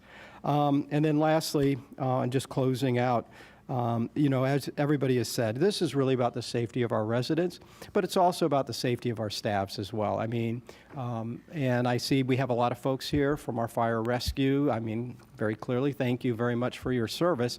But I know each and every one of us on this board cares deeply about your safety as well as safety of every county employee and every resident here, and making sure that we don't have confusing things happening. If we, it's confusing enough when you have a situation and lots of things are happening at the same time. It's confusing enough, and to try and layer other things on top of it, to me, doesn't make sense. And so I will be supporting your request, Chief, as the start date. Thank you. Vice Mayor. Hi again, Chief. Hello there. So I want to thank you for answering the tough questions. Yes, ma'am. It is always my goal to get to the bottom of any issue, see both sides of it. Yes, ma'am. And after listening to both sides, I have to say thank you again, because I don't think we should start this early. I have not heard a convincing reason to start it early. I have not heard any reason we should confuse our dispatches, stretch resources, have fire trucks at another call that could be answering someone else. I don't want to put other residents at risk. So again, starting with residents in mind, their safety being number one, and that's where I think it kind of landed for me. I don't want to take away from one other. I did like the idea, maybe not for 2 months, but some sort of cross-training prior to a start date. I will say that because I thought, what can it hurt? But you've clearly laid out how that could go seriously wrong, and I want to thank you for that. Thank you, ma'am. And so I will be supporting this today, and I'm going to make the motion to approve 4C1 with the effective date of October 1 as it currently stands. I have a Thank this motion board and for a your support. I have a motion and a second. Commissioner Flores, your light is on. Yeah, I just wanted to make some additional comments regarding this process. Town of Jupiter, I'm happy for you guys. You guys made a decision, and you're going to start your own fire station. However, with that, there were things on your end that you have to bring across the finish line, and I'm concerned about some of the timeline. You literally have 15 months to get everything up and running, and I think you guys can do it. So to me, October 1st is sort of going to be the date that I'm going to follow our direction from our chief. But at the end of the day, I want to make sure that you guys are up and running, operational day one. I mean, you're going to be accountable to your residents. We want to make sure that nothing occurs, no incidents or accidents because of lack of training or having firefighters that are not up to par. So I want to make sure that you guys get online, get the training that you guys need. And at the end of the day, it's about keeping your new firefighters safe too. This is a conversation that I had with our chief and our administration about how do we train how do you train your staff, and how do we fill that gap? But to us, it's about filling the gap. It's not about providing the training, because you guys are wanting to go on your own. I think that's part of your responsibility to be able to meet that demand. And when we go into that agreement, there might be additional costs that it will require us to provide training to your team. So I have prioritized in my decision making the safety of our residents and our firefighters. So I want to make sure that your team is up to par on October 1st. And if there is that gap that we need to help you with, I think our administration will meet you halfway. But we have to feel comfortable with what you're doing, making sure that you have your fire stations, you have your equipment, that you're ready to roll October 1st. And I think from what I'm hearing from this board, safety of everyone involved is paramount. So I think giving you an additional 2 months, you might need that to get your team up to par. So thank you. I congratulate the town of Jupiter, hopefully on a new station. And to the union members that are here, I'm military, so it's like I'm Army, but my brothers in the Marines, we have that rivalry. But at the end of the day, when we're in the battlefield, we come together. And I think at the end of the day, these are going to be 100 new firefighters that hopefully will join your union and will become part of that brotherhood. So I know that we are at an impasse right now, but hopefully you guys will, when these firefighters come online, you adopt them as a brother, because that's what this is going to be. Because at the end of the day, when we come together to answer a call, that's what we want, is everybody working in unison and making sure that we keep our residents safe. So welcome, and I will be voting for October 1st. Thank you. Thank you, Commissioner Flores. And as the district commissioner, I want to say that first and foremost, and I've always said this, that our residents, no matter where they live in, whether they're in an unincorporated or they're in a municipality that has their own fire department, they are entitled to the best service possible. So Jupiter has stated over and over and over again that they're fully confident that they will be as good or better than Palm Beach County. And I see that starting on October 1st. And I also see the county working with Jupiter, that if there is a need for some additional training, that the county work out some agreement with you to do that starting October 1st. I do think that the timeframe of October 1, given the fact that there are so many unknowns between now and then, equipment to be delivered, equipment that might be behind, construction, if there's a hurricane event or any of that, I think the date of October 1st, which is 3 years from the contract agreement, is a good starting date. The county will always be here to back you up. That's what we do once all of the agreements are in place, by the way, and negotiated by both teams starting January, I believe.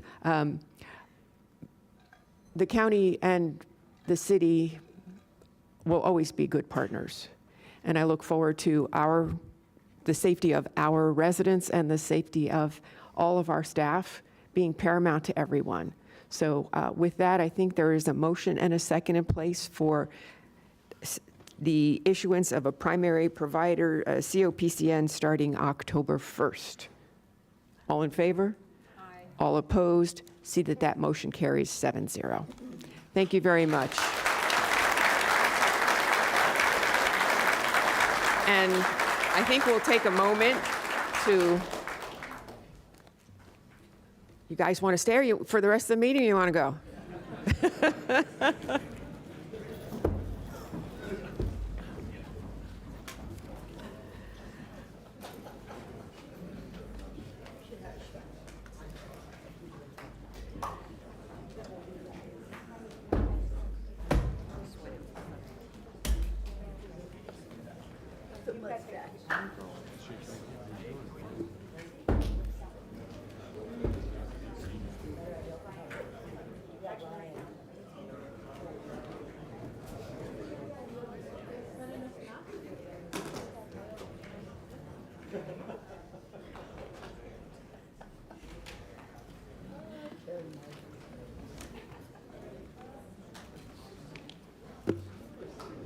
All righty.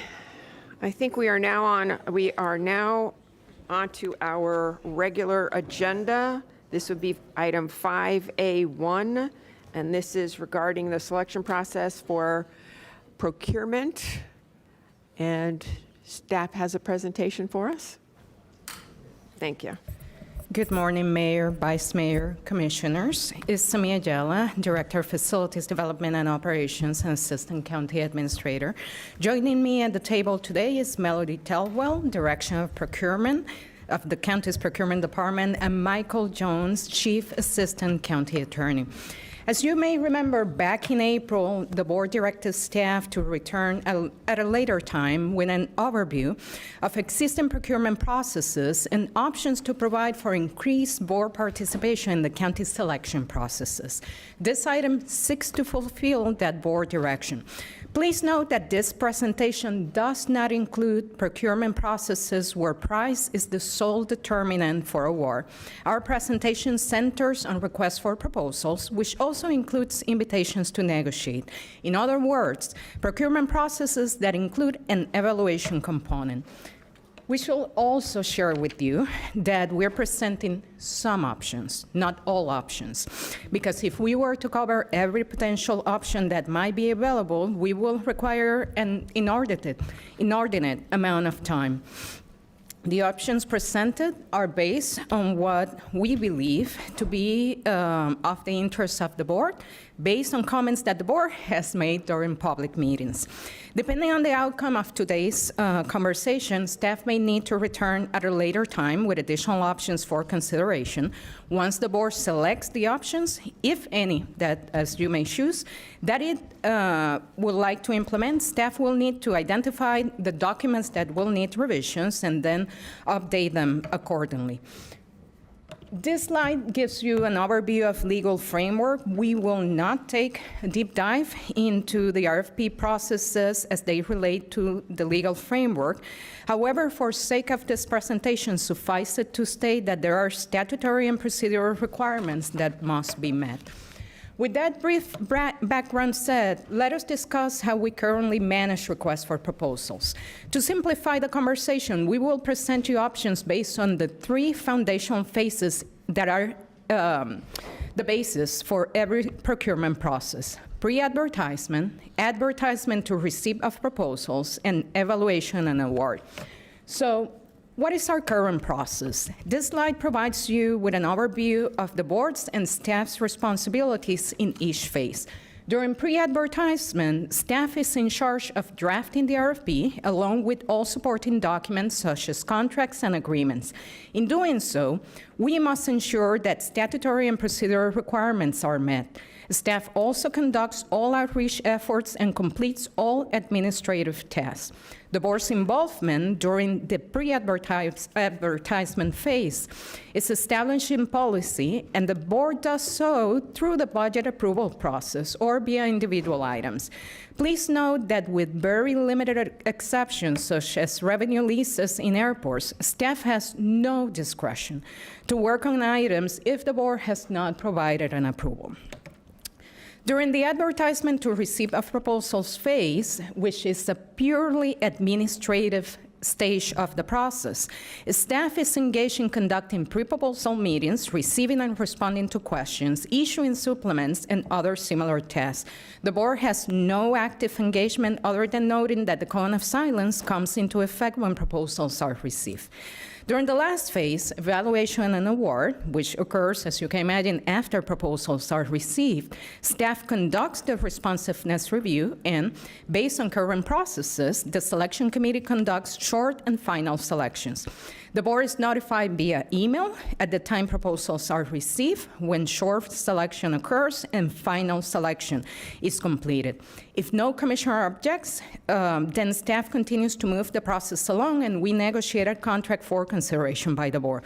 The board receives the selection committee's recommendation for award along with a negotiated contract, and then makes a final determination during a public meeting. So what options we have identified? We have identified two potential options that you could consider during pre-advertisement. Option number one will entail having staff send an email to the Board of County Commissioners prior advertisement of all RFPs, requests for proposals, providing a deadline for any commissioner to request an item to be brought to the board's attention. If no request is received, then staff proceeds with advertisement. If a commissioner has a given RFP that it would like to further discuss, then staff will submit an agenda for consideration by the board at a public meeting, during which the board will provide direction to staff. Following the same, staff will then go ahead and advertise the RFP. Option number two will entail having staff submit the RFP document, the actual RFP, to the board prior to advertisement for discussion during a board meeting. Staff will then incorporate revisions as directed by the board and then proceed to advertisement of the procurement. During phase two, we have identified three options that the board could consider during the advertisement to receipt of proposals phase. Option one will entail having staff send an email notification to the board advising that the RFP has been issued. The board could then direct staff to modify the RFP, and staff will issue supplements accordingly.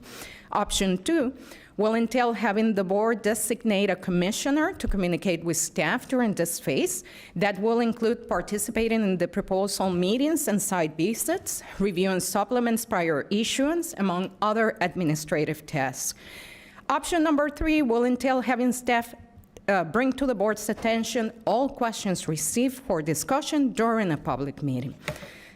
During the final phase, we have identified four potential options that this board could consider.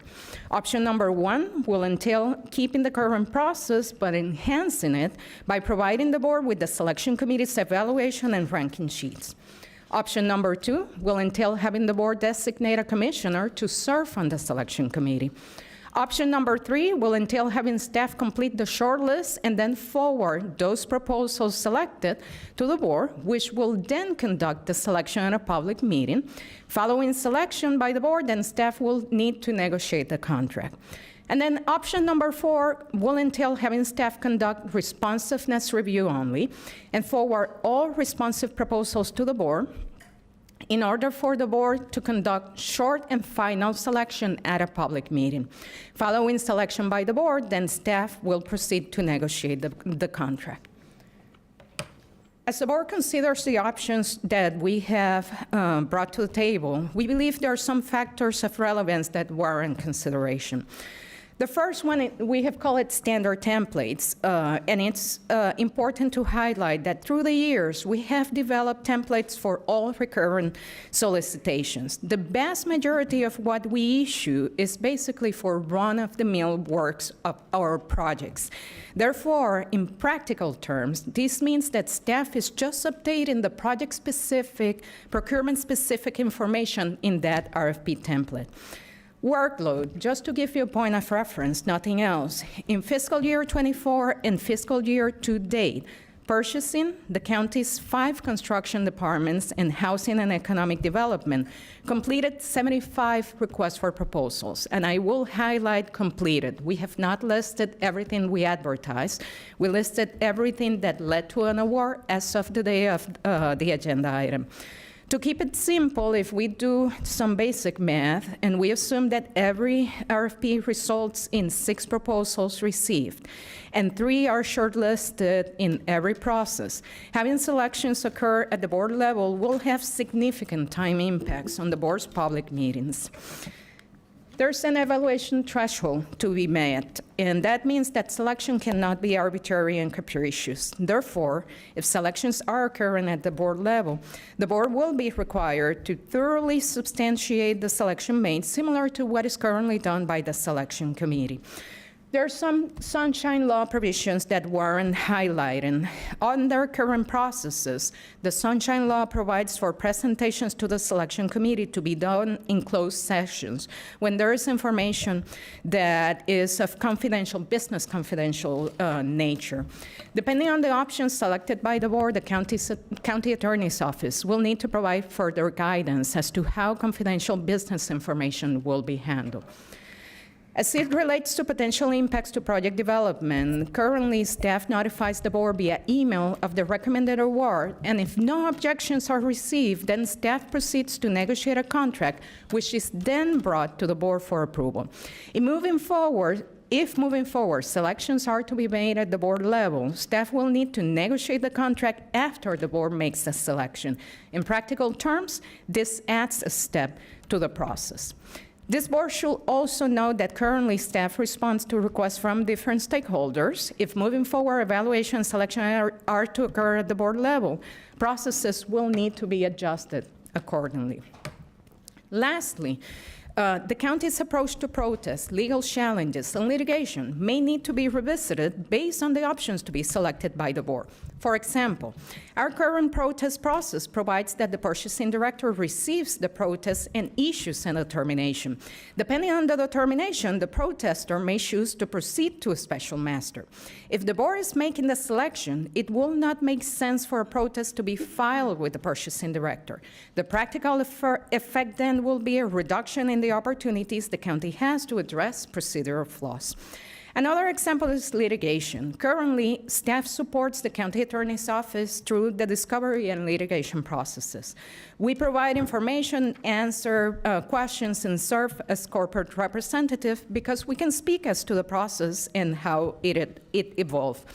If the process occurs at the board level, then it might be with the commissioners or with the mayor as the board's representative to be correctly positioned to be able to speak as to that process. In preparing this item, we thought it will be of value to provide the board with some information as to what other comparable counties are doing. Melody will walk you through the feedback received from our benchmarking outreach. Thank you, Isame, and thank you, Mayor and Vice Mayor and Commissioners and our interim county administrator for your time today. We contacted 6 comparable-sized counties and asked questions related to their selection processes for RFPs. Miami-Dade County is also included, and it may be considered an outlier due to its size. So on this slide, let's discuss the feedback we received from Broward County. Perfect. Broward County, the RFP drafting and administrative process is handled by staff. Commissioners do not participate in the selection process. Broward County did note that commissioners previously participated in the selection processes until 2008 when issues arose, such as ethical, conflicts of interest, criminal proceedings, which led to the revision of those counties' policies as they currently stand. Staff issues an email notification to the BCC prior to advertisement. If no commissioner objects, within 5 days, staff proceeds with the advertisement. Selection process is handled by staff. Staff notifies the BCC via email of selection rankings if no objections are received. Staff proceeds to negotiate the contract. Contracts over $500,000 are submitted to their BCC for approval. The cone of silence is in effect from advertisement to award, and Broward has this one-way communication permitted where a commissioner can reach out to a proposer. Now on to Miami-Dade County. RFP drafting and administrative process is handled by staff. In select occasions, the BCC has requested to review the RFP document, at which time the entire document has been made available to the BCC, not to individual commissioners. Responsiveness review is done by the county attorney's office. Selection process is handled by staff. Commissioners do not participate in the selection process. The procurement director in Miami-Dade approves the rankings from the selection committee. Staff negotiates the contract. Contracts over $5 million are subjected to BCC for approval. Cone of silence is in effect from advertisement to notice of proposed award. On the next following slides from Lee County, Pinellas, and Hillsborough are they're very similar in their processes. For example, the RFP drafting and administrative process is handled by staff, selection process is handled by staff, commissioners do not participate in the selection process, and staff negotiates the contract. So let's just focus on the variances in their processes. So for Lee County, if you follow me on this slide, the last two bullets are the variance. Contracts over $100,000 are submitted to the BCC for approval, and their cone of silence is in effect from advertisement to award. For Pinellas County, the variance here is staff prepares a single agenda item with rankings and a negotiated contract. The cone of silence is in effect from advertisement to award. And then for Hillsborough County, the variance here is contracts over $250,000 are submitted to the BCC for approval, and the cone of silence is in effect from advertisement to notice of intent to award. This next slide details the feedback received from Orange County, whereby they're the only county that may allow commissioners to sit on the selection committee. Similar to previous counties, Orange also allows the RFP drafting and administrative process is handled by staff. Selection process is handled by staff as well. Again, the commissioners may sit on the selection committee. Staff negotiates the contract, and the cone of silence is in effect from advertisement to the notice of intent to award. In summary, only one of the 6 comparable counties that we contacted provides for the commissioners to participate in the selection committee. None of the 6 counties have, as its standard process, selections occurring at the BCC level. All counties indicated that the BCC holds the authority to overturn recommendations for award, but the same are rarely seen due to the process being followed. Again, in summary, some common topics that emerge as basis for existing processes being implemented by the 6 reference comparable counties. Avoidance of conflicts of interest, avoidance of political considerations, keeping a level playing field for all vendors, no unfair advantages, control to prevent favoritism, avoidance of litigation and associated cost, minimizing risk, higher standard of compliance, systematic and streamlined approach, centralized processing, and a single point of contact. For the remainder of the presentation, I'll turn it over to my colleague, Dr. Isimi. Thank you. So, thank you, Melody. Commissioners, we were not directed to bring you and provide you a recommendation. We have very respectfully included one in hopes that it will add value. The recommendation is highlighted in yellow on this slide. We recommend you retain the base process as it stands and incorporate minor modifications allowing for increased board participation. Why do we recommend you retain the current process? Number one, because it aligns with statutory requirements. Number two, it aligns with the practices of comparable counties. Also, it reflects the expertise of your professional staff and the lessons, if I may say, hard learned through protests and litigation.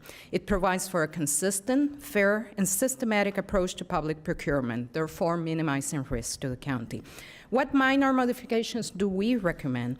Have staff send the board a notification prior issuance of all requests for proposals so that the board can request for any specific RFP to be brought for discussion at a public meeting. Also, have staff include copies of the selection committee's evaluation notes and rankings in the agenda item recommending award. Lastly, have the board make the final selection in exceptional circumstances only, and even in those instances, have staff complete the shortlist process. This brings us to the end of staff's presentation. We are seeking direction as to which modifications the board would like to be implemented in the county selection processes, be it from those that we have presented or others that the board would like us to consider or would like to consider. Thank you. Thank you, Isami. That was very complete. I have no lights on. Any cards? No cards. Commissioner Sachs. I know we've heard a lot today, so I'm going to try to get right to the point. I think the issue today, Dr. Ayala, is that we would be looking at how we, as the Board of County Commissioners, can have a voice in the selection process. I believe that is it. Is that correct? And correct me if I'm incorrect. That is correct. Okay, so your recommendation is what? Keep the current process and modify it to provide for that increased participation. I'm sorry, so continue with what we've been doing? Modified, not Modified as?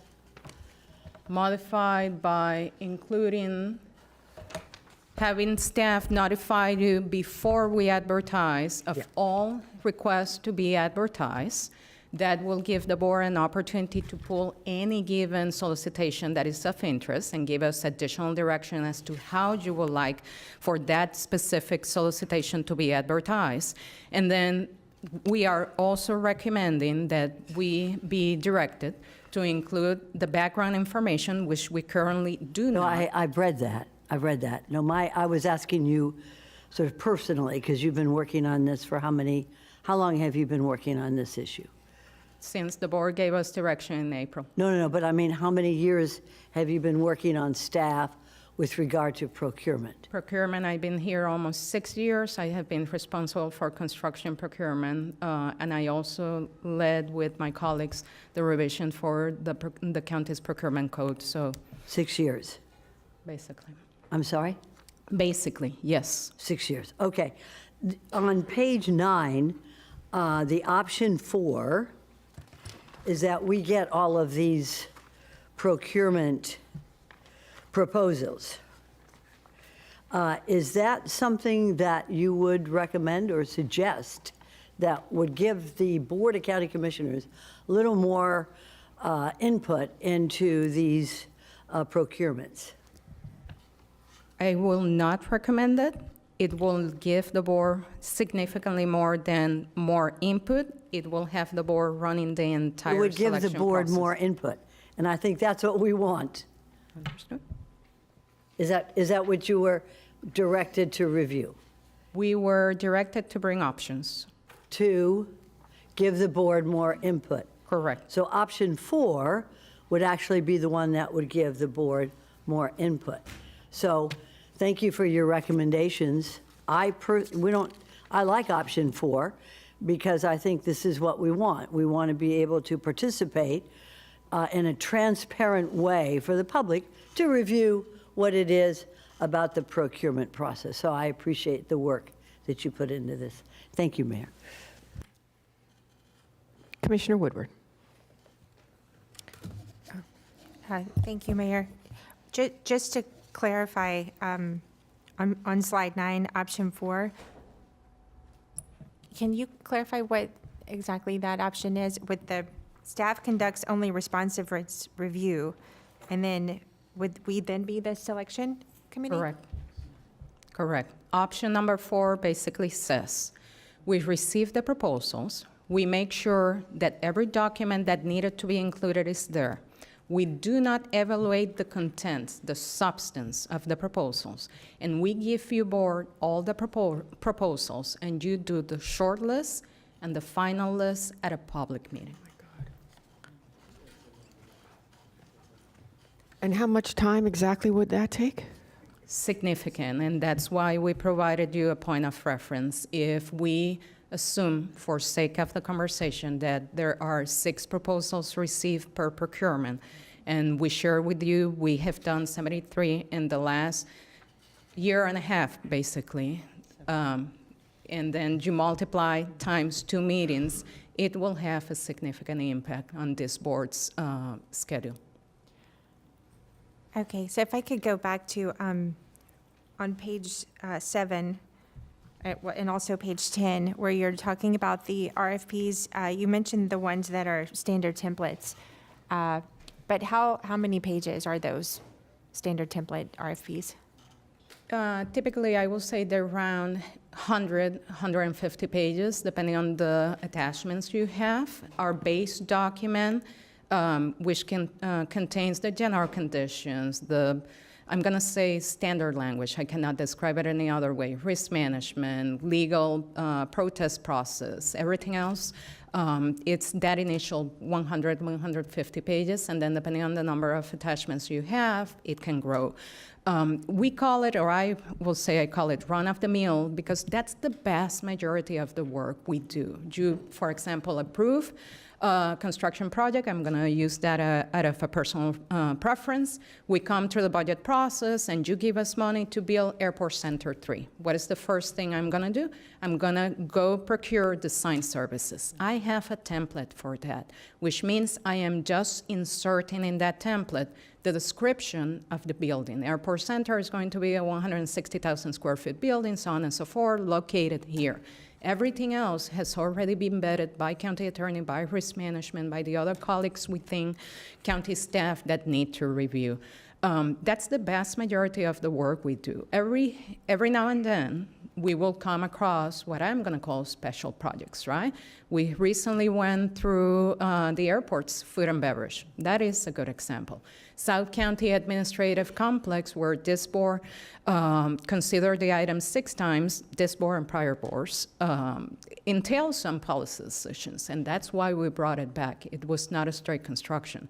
So that will be my point of reference, to give you kind of run-of-the-mill and then special projects. So sticking to the run-of-the-mill ones, how long are the proposals that are received? Like what is sent with their proposal? Hundreds of pages, because every time, let's use engineering as an example. Every time an engineer and an architect submits a proposal that is governed by Florida statutory requirements, and it needs to be qualifications-based. So it means that in every selection, that company, that firm is proving, is showing, I am qualified and I am the best qualified. So if you have a team that a firm put together for a contract, and it has been 20 engineers, you're going to have 20 resumes with background. So it's hundreds of pages, Commissioner. So you had in your recommendation on page 22 an option that to have the BCC make the final selection in exceptional circumstances only. So that would then, all of the boilerplate ones that you were just describing would not be a part of that. It would be like the airport one you mentioned, ones that are kind of one-offs. It will be the board's decision, right? And that's why we're recommending, let us tell you everything that we're publishing. And if nothing piques your interest because you think a policy decision needs to be made, keep those running. Whatever piques your interest, pull it, give us direction, and we will run that procurement per your policy direction. So then by being able to do that, you would email all of us a certain number of days, which I guess we would decide how many days notice we would need. And if the board were to decide we want, like this one is exceptional and we want more involvement in it, then that is what this option represents, right? That option represents that, yes, to answer your question. And then, if I may, is the process that Broward currently uses. They provide the commissioners 5 days. If no commissioner requests for an item to be brought to their attention, staff keeps rolling. If a commissioner requests for staff to bring it to their attention, staff puts together an agenda item. So we will be sitting at this table saying we request directions to how you would like us to proceed on this procurement. Okay, I would be in support of that. I don't want all of these by any stretch to, I don't want that. I don't want to sit on these selection committees. But I understand that there's going to be maybe a few a year, hopefully no more than that, that would rise to that level that this board wants extra involvement. But since you mentioned Broward, I had marked it, and we had this discussion about their one-way cone of silence. And now granted, I love the cone of silence once it gets in, especially on some of these projects where we've been bombarded. But I asked you to dig a little more into theirs, and it's one way, meaning only the commissioner can initiate a conversation if they have a question. It doesn't mean once that door is opened, it's wide open. It's still one way. The commissioner would need to continue if there's another question or clarification that they want. And I had asked you if we were to do something like that. I think that this board would like that. I know there's been times where I would like to ask a question, But I think we should disclose it.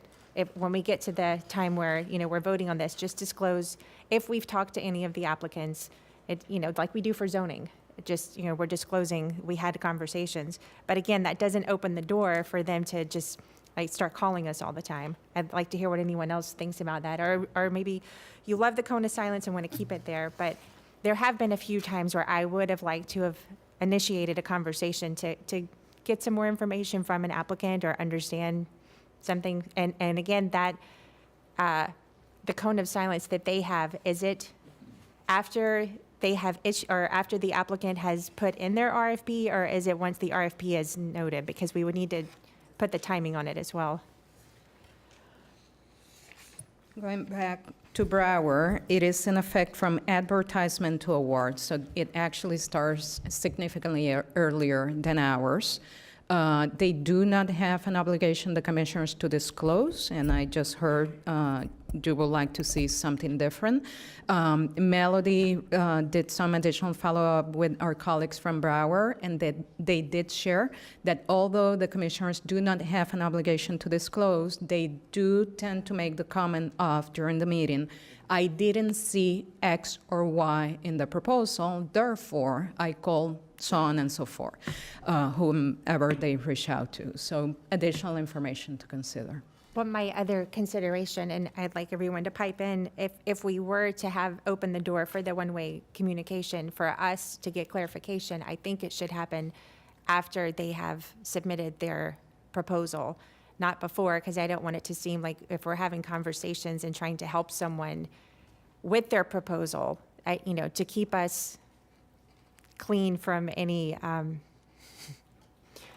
improprieties, or at least the accusation of it. If we can't have conversations with them once the RFP goes out, but then after they put in their proposal, I think that we should be allowed to speak with the applicant, because their proposal is already submitted. They can't change it. But if we would like some clarifications on that, and I think that we should disclose if we have those conversations, just to say, I wasn't sure, I didn't understand this part, and I wanted to reach out, and I got clarification.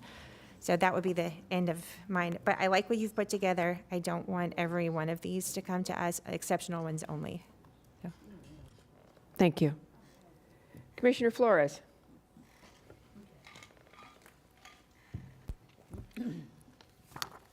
First of all, thank you, staff, for bringing this back up, and I apologize that we couldn't get to this last week. That meeting ran a little long, but thank you for holding in there and bringing this back up today. I do agree with Commissioner Woodward's comments regarding the cone of silence. I also do believe that it should be after proposals have been turned in and we have seen them. I mean, you shouldn't have questions before the proposals are submitted. So I do like that one-way cone of silence. In regards to what's recommended, I do agree with your recommendations, the bottom three. I'm assuming that would almost happen at the RFP notice, so that we have some participation, because that's how you issue it. If ultimately you're doing the short list and then bringing it to us to pick the top two or the top three, so that would have to be done at the RFP process, right? We will, if we're following this recommendation, we will notify you that we're in the process of issuing an RFP.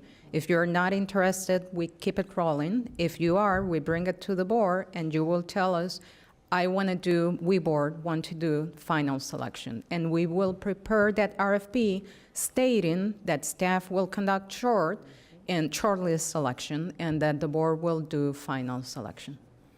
Yeah, I'm in agreement with this. I don't want to be a selection. I don't want to be part of the selection committee. How many RFPs do you guys do a year? We did, and you have it as an attachment, fiscal year 24 and 25 to date, 73 RFPs completed. 73, and the selection process is about how long? It may take a couple months, depending on the number of proposals received, and that is an optimal estimate, to be honest. Okay. Because you need to give the proposers time to present between shortlist or prepare between shortlist and final, right? So those that come to final actually put together a presentation to show you what they are proposing. And then you have staff that needs to go through hundreds of pages, depending on the number of proposals received. Okay. Yeah, I know I've been one of the more vocal commissioners regarding being, having a little bit more say in selection of some of these contracts. And ultimately, that's because if we select something and it fails, it is the board that is going to receive the public's opinion or outburst. Because at the end of the day, it's up to us to make the final decision. And I have used the word rubber stamp, which I know you are not a fan of. But it's because at the end of the day, you guys are making the selection, and we're here to basically ratify what the selection committee has done. There are some instances that I would have liked, and we're postponing one of those items, which is a transportation master plan, where I feel we should have had more say than we have, which is the reason that I brought up the RFP, that I wanted to see it, to see what kind of engagement we were going to have, and we weren't given that opportunity. So there are a few, like you said, items that this board might want to pull so that we have a little bit more say into what occurs, because I think these are things that will affect everybody, and they're not reoccurring. The airport, I think everybody here had a little bit of say regarding what went into the airport. The transportation master plan, there might be a couple others that may come forward. But yeah, I don't want to be part of the selection committee. I have full faith in our staff to conduct some of those. There are some that I do want to have a little bit more of an input, rather than at the end when you have already made the final selection and then we just have to approve. So I like the opportunity that you will submit the RFPs to us to be able to pull if we want, if we deem that it's we want to bring to the board, and then the board makes that decision whether they want to outline, go that separate route where we make, you bring it down to top 2, top 3, and then we sort of get to decide. So thank you for the work. Great job. Thank you. Thank you. Commissioner Weiss. Thank you, Mayor. Thank you, SME. Thank you for putting this together. Couple things. You talked about potentially these coming back to the board in. How long a delay would it be to get onto our agenda? For what process? For final selection or for contract? For final selection. For final selection, we will schedule it. If you decide we are doing shortlist in those special RFPs, as soon as the shortlist is completed, we will move ahead and submit an agenda item. The typical cycle to submit an agenda item is 4 to 5 weeks. So it'll add another month. Mm-hmm. Okay. I did some quick math. I do not want to deal with all these RFPs. If you have 73, and you said you have 6 proposers, and you have 15 minutes each, and you have to do it twice, that's 219 hours. That's 36 and a half days. That's 3 days a month, sitting here looking at RFPs, in addition to everything else that we have to do. And I assume the preparation time to review the hundreds of pages of those RFPs is probably, I don't know, let's call it 2 hours reasonably. Yeah, no, thank you, but no thank you. I'm so happy you guys do this. As it relates to cone of silence, we have the opportunity today to ask questions, or for proposers to send us information, as long as it's done in writing. And I don't know if my colleagues know that they can do that. So as to, I don't have a lot of, if folks, I don't have an objection if people want to move to that Broward methodology, but I do agree it should be disclosed. I think that if we're gonna do that, because if it's in writing, then it is reproducible. We can provide that, you know, if in fact there's any kind of a lawsuit or anything, then those records are obviously they're public records and would be made available. So I think it's obviously better to have it in writing. That way, somebody can't say they said something that somebody didn't say and things like that. I think when you're dealing with these kinds of, especially some of these RFPs are very complex as it relates to, you know, buildings and things like that. So, you know, as to your other suggestions, I think those are great suggestions that you've come up with, and I would be supportive of of implementing those. I think it provides a little more transparency. Since I've been on a member of this board, I think I can recall now 3, maybe there's a 4th, that we have actually brought back to this board over. So it's infrequent. And I think the system allows for us, I mean, well, I know it allows for us to do it because we've done it.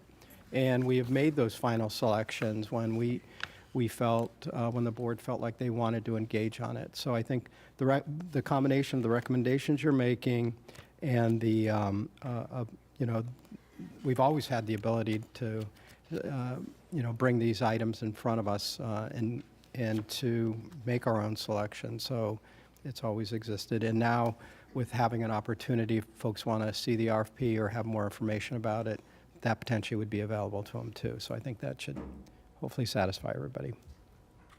Thank you. Vice Mayor Baxter. Thank you, Madam Mayor. And thank you, staff, for bringing this back to us. I want to say, actually, I have 2 questions before I get into what I'm supporting. What would be the length of time under, I guess it would be slide 22. It says, staff notify the BCC prior to issuance of all RFPs so that we can request for those RFPs to be brought back to a public meeting. What do you think would be a good length of time for that? It's, I will recommend 5 to 10 days, not much more, so that we can keep moving. But it's the board's direction. 10 total days, not 10 business days? Yes, but if this board decides differently, we will adapt. No, I think that's good. That's what I wanted to ask. I think 10 days is reasonable. It gives us time to issue. Now, should any one commissioner decide that that particular project is important to them and they want it to come back to this board in a selection, that individual commissioner just has to respond to an email or of some sort to notify you which project they would like to see come back to the entire board. Correct. We will send an email with the list of the RFPs. We will set the deadline, so to speak. The commissioner will state, I am interested on X, and we will bring it back to the board for discussion. And at that point, it gives the board an opportunity to say, we want you to consider 1, 2, 3, or we want to do the entire selection at the board level. It gives you an opportunity to set the policy for that procurement. So I do support your recommendation, which might surprise you, with the few modifications. I do support keeping the base process as it stands. I also do support any commissioner being able to bring a special project back to, but I do want to add that they will be either 2 or 3 unranked. May I? Please. Yeah. So if this board were to decide, staff conduct the shortlist, we will do final. The shortlist is never ranked. I just want to make that very clear. If Never that is the way it ranked. is, great. We don't have to change anything then. So thank you for that. We just select the top 3. Obviously, we need to cut somewhere, but it has no ranking. Perfect. Also, I would like to support Commissioner Woodward's, where she had said that she would like the one-way cone of silence. I agree with a one-way. I do agree with it starting at the proposal phase, not the award phase, because I do agree, you know, once it's submitted, it's there.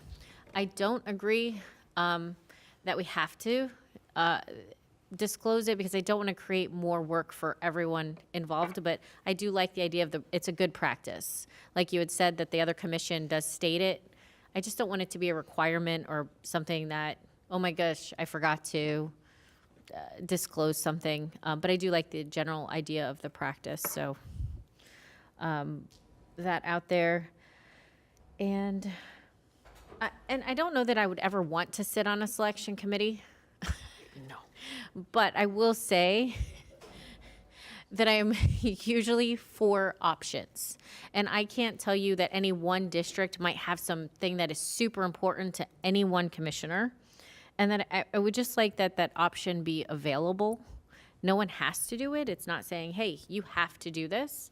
But I do have a question. If one of us did want to potentially say, hey, this project in my area is very important to me. I want to sit on that selection committee. How do you see that going? Would you see it as, okay, so they've helped select the top 3 that then come to the entire board? It will depend on the direction the board gives. And I know I am not directly answering your question, but in all honesty, I cannot. Let me explain why, if I may.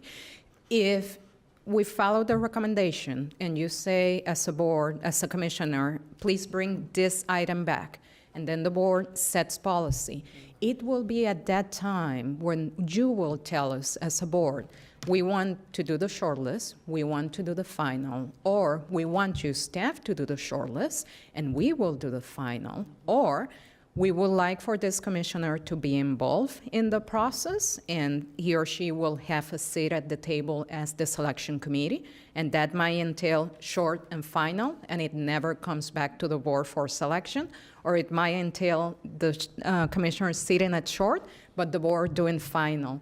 There are options, is what I'm trying to highlight, and the fact that we are recommending this process allows you or gives you the flexibility for special procurements to play with those options and decide which way you want to go. So it will be, in other words, the board's decision as to that specific procurement.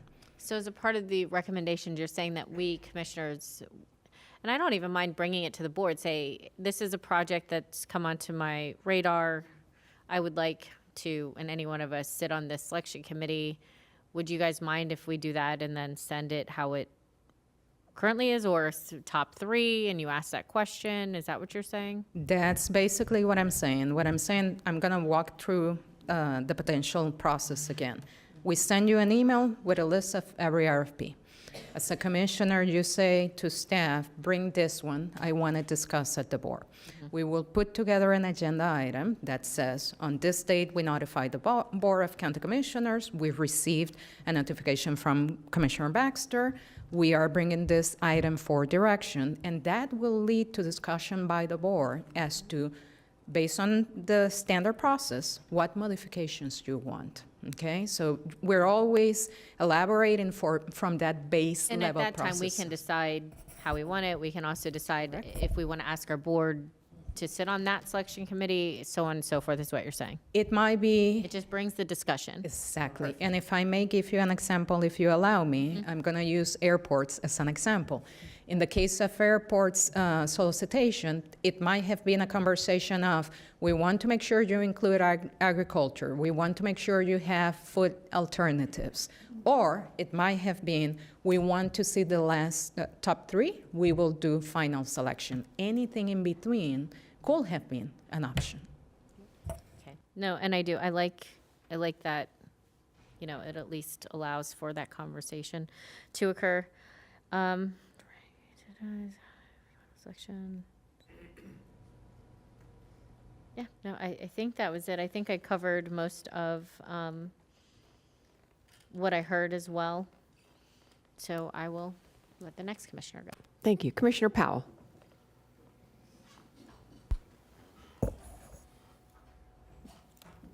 Thank you, Madam Mayor. I have a question.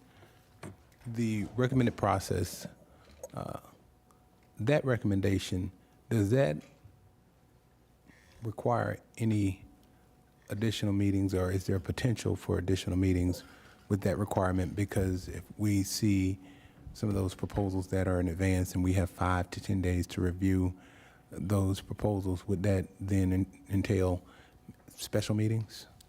It will, depending on the decision the board makes. And let me go back so that I'm clear and I don't lose anyone along the way. What you will get first is an email saying, we will advertise. If you don't tell us otherwise, we're going to keep moving forward. If you tell us, I am interested on X, on this particular RFP, we're going to bring it back. And at that point, for board direction, you will tell us, we want to be the final selection. If you make that decision, then it adds a meeting to your board meeting. It adds an item that eventually you will be considered. It adds responsibility on the board to review those top 3 proposals. If you tell us we want to do shortlist and final, we will advertise the RFP, we will get the proposals, we will do responsiveness review, we will send everything to you, and then it will add not 1, but 2, short and final. I know I'm giving you a lengthier response, but it's a function of what you decide as a board. Okay, I can appreciate that. The follow-up question is this idea of the one-way cone of silence. Does that already exist where we can reach out, or that's not? That would be something that would be newly implemented with the new strategy. It exists in writing, and Mike, you can chime in as needed. To implement it, we will need, as discussed so far today, we will need to make revisions to the lobbyist ordinance. Yeah, that's true. Currently, it only prohibits oral communications following the receipt of proposals until the time the board awards the contract.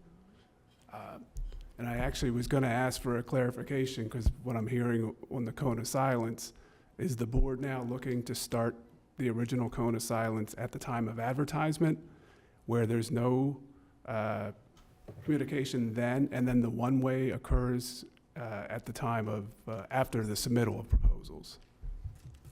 Commissioner Woodward? Thank you. Yes, I think the cone of silence, once the RFP is issued until the proposals are received, they need to go and take the time, and we should not be a part of how they come up with their proposal. But then once they have issued their proposal, I would like the ability to, if we're doing these exceptional ones where we're going to be involved, the ability to have a one-way conversation where I initiate a question. And I know that we can do this in writing, but I'm a much better talker than I am a writer, so I would just prefer the ability to be able to speak with them. So. Because currently, the cone of silence does not begin until the proposals are received. So the advertisement goes out, and there is no cone of silence in effect at that point in time until the proposers submit their, or until the day the proposals are due. Wait, so remind me, what is it right now? Right. Right now, it's when the proposals, it doesn't start until the proposal due date. Okay. Whatever it is right now, I like that part, and then giving us the ability to have one-way conversations. After the proposal due date. Yes. Yes. Thank you for their clarification. Commissioner Powell, you still had questions? Thank you, Madam Mayor. Yes, and I want to piggyback off of what Commissioner Weiss said, and I can agree with the timeframes, adding the additional amounts of time that it would take us to review projects. But also, I just want to clarify the significance of, if we were doing those reviews, the concern with regard to not only the sunshine, but the ability to have, I think what I'm trying to say is their work product or their special, I can't think of it, but secrets that they have within their own proposals, trade secrets, exposed, that would also come into play if we were to take into account us reviewing those proposals. That is correct, and that's why our recommendation is do it only in exceptional circumstances. What currently happens, whenever as staff we receive a proposal, those need to be marked and stamped when they are confidential and exempt. When we get public records requests, and we get quite a few, especially from the companies that were not recommended for award, we have the responsibility to redact the documents and make sure that we're only releasing what we are authorized to release. So if that is coming to you all as a norm, then it adds that burden on you and your staff. Thank you. Attorney Kaufman. Since so many of the board members has said my job is to keep you all safe, I just feel obligated to point out that the more involved you are, the less safe you are.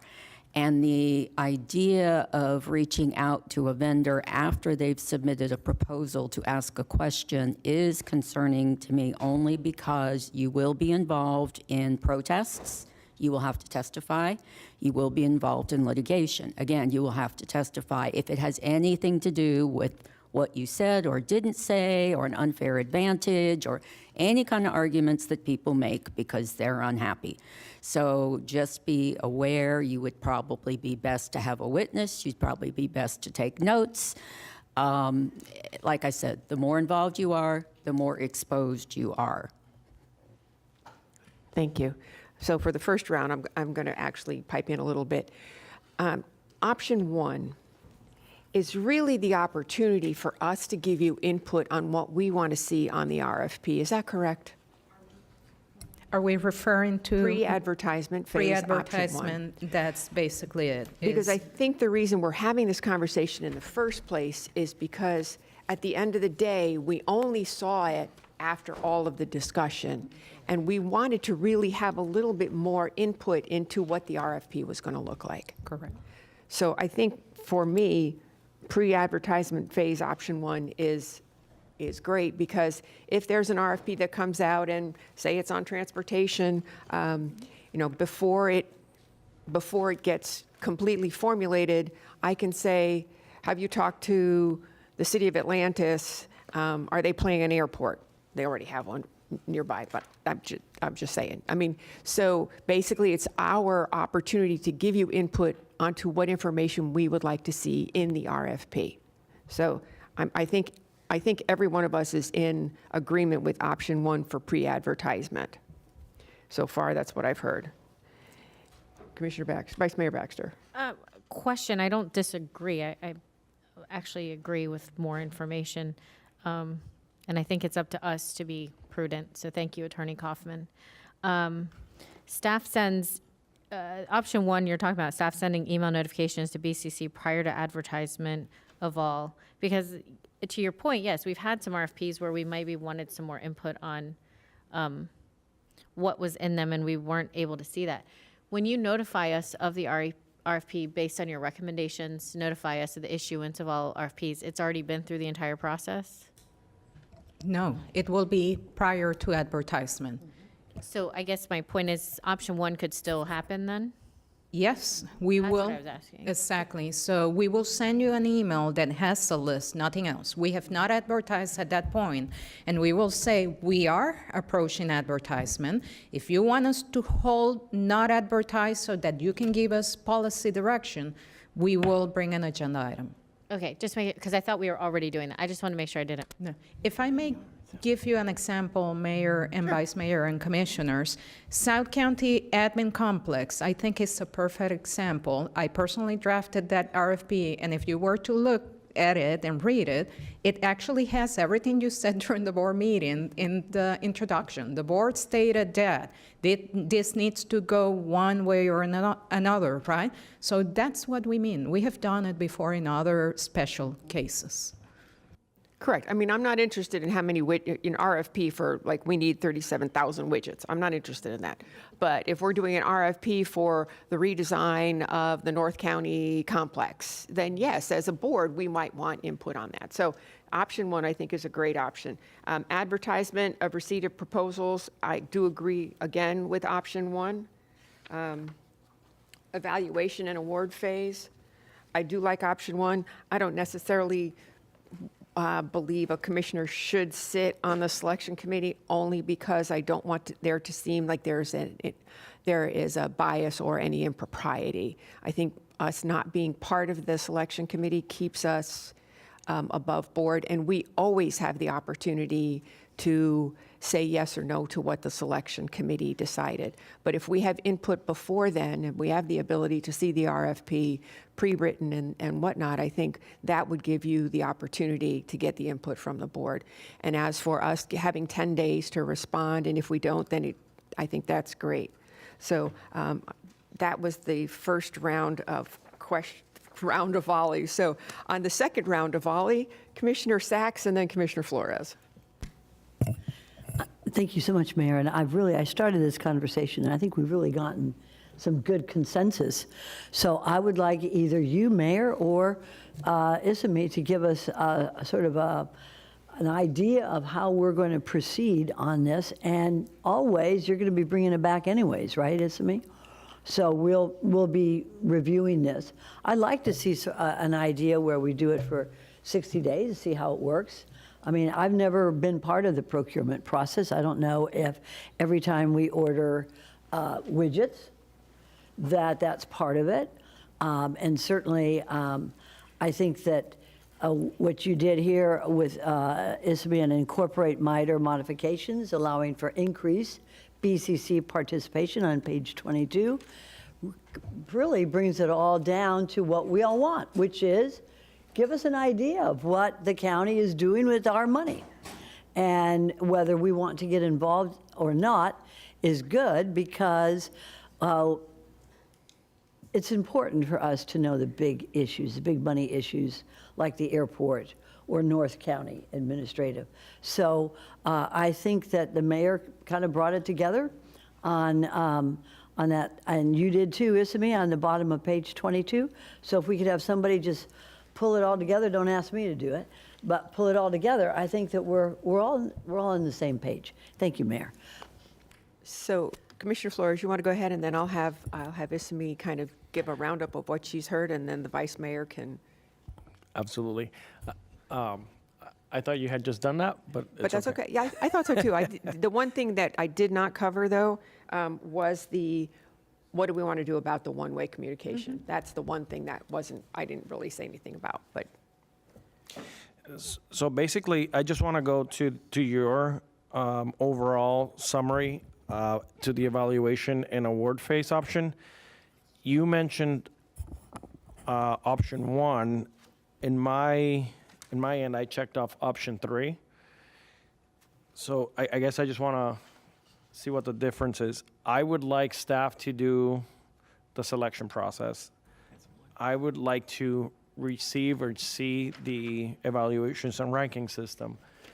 But there might be cases where I would love for the top 2 choices to come before us to decide. So is that option 3 or option 1?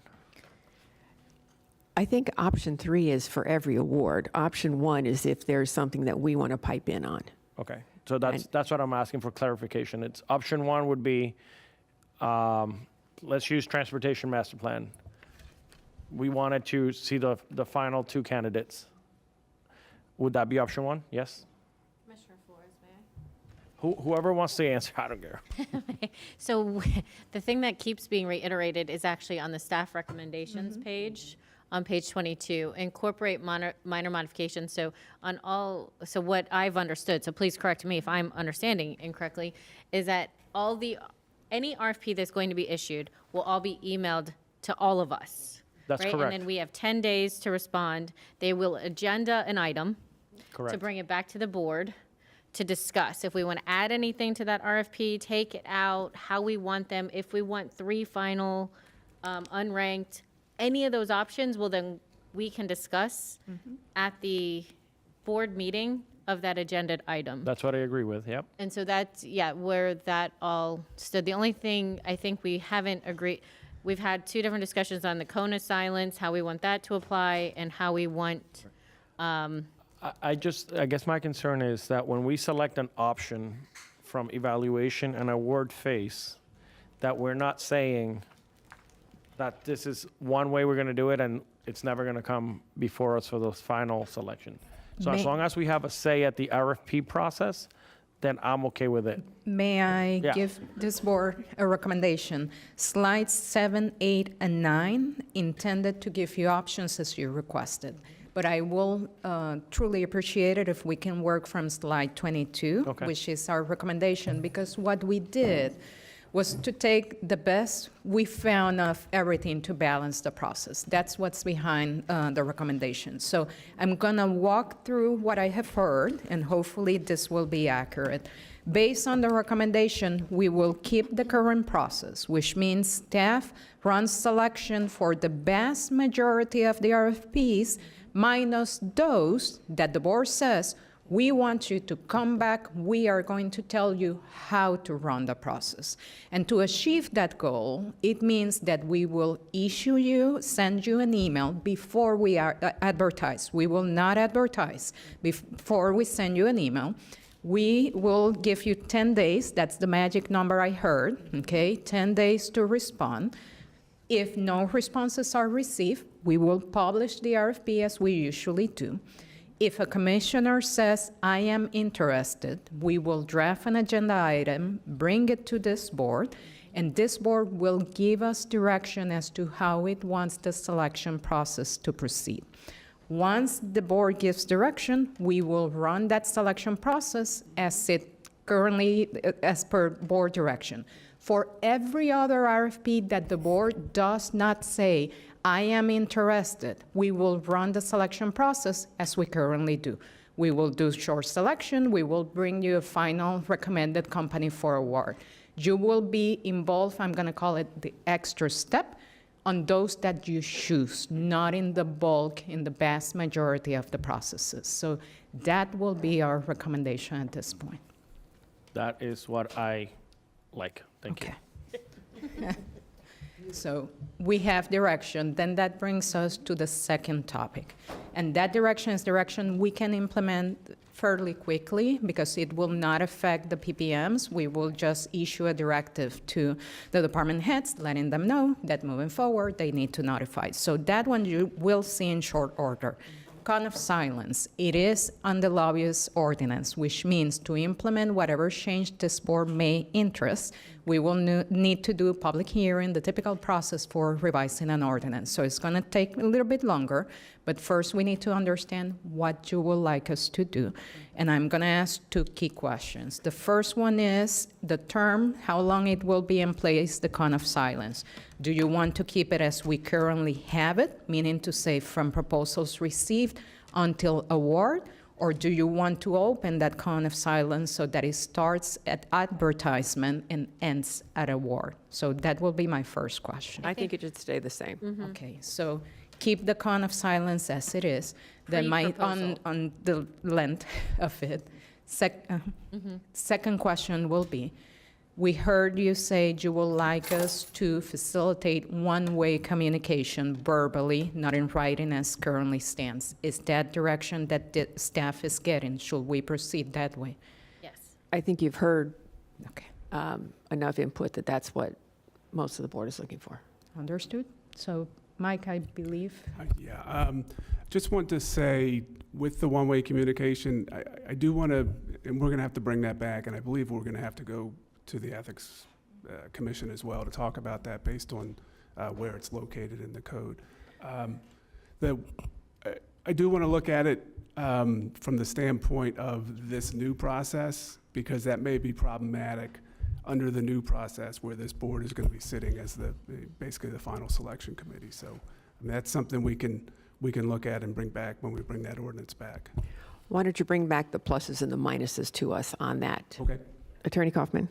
I think that's a great idea, the pluses and the minuses. The only thing that raises concerns is that when you're doing an RFP process, it's competitive. So what they say is what they say. Can you clarify what they said? Yes, but they can't add to it because they're having a discussion with you. And there's a little bit, there may be some other processes that we could discuss, with administration and procurement that we really haven't used to date that might be more amenable to negotiations by the board at that point. So we need to we need to give it some thought about how the whole thing will work. We're not trying to obstruct, we are trying to bring you all the options. Commissioner Flores, your light is on again? Yeah, so I sort of been thinking about this, and I'm okay. If the board wants to go that one way, I'm okay with it. But I think we will also get, since we might be making the final decision, we might be able to ask questions directly off of them, live, in person, open to the public. So I would be okay with keeping the way that we have right now in writing, and then we can grill them here when we make that final selection. So I'm okay with going either way, whatever the board would like, I'm okay with, but I see, why go into verbal communication, open ourselves up if we're gonna get an opportunity to ask questions here in front of everybody. I'm okay either way. Thank you. Commissioner Powell.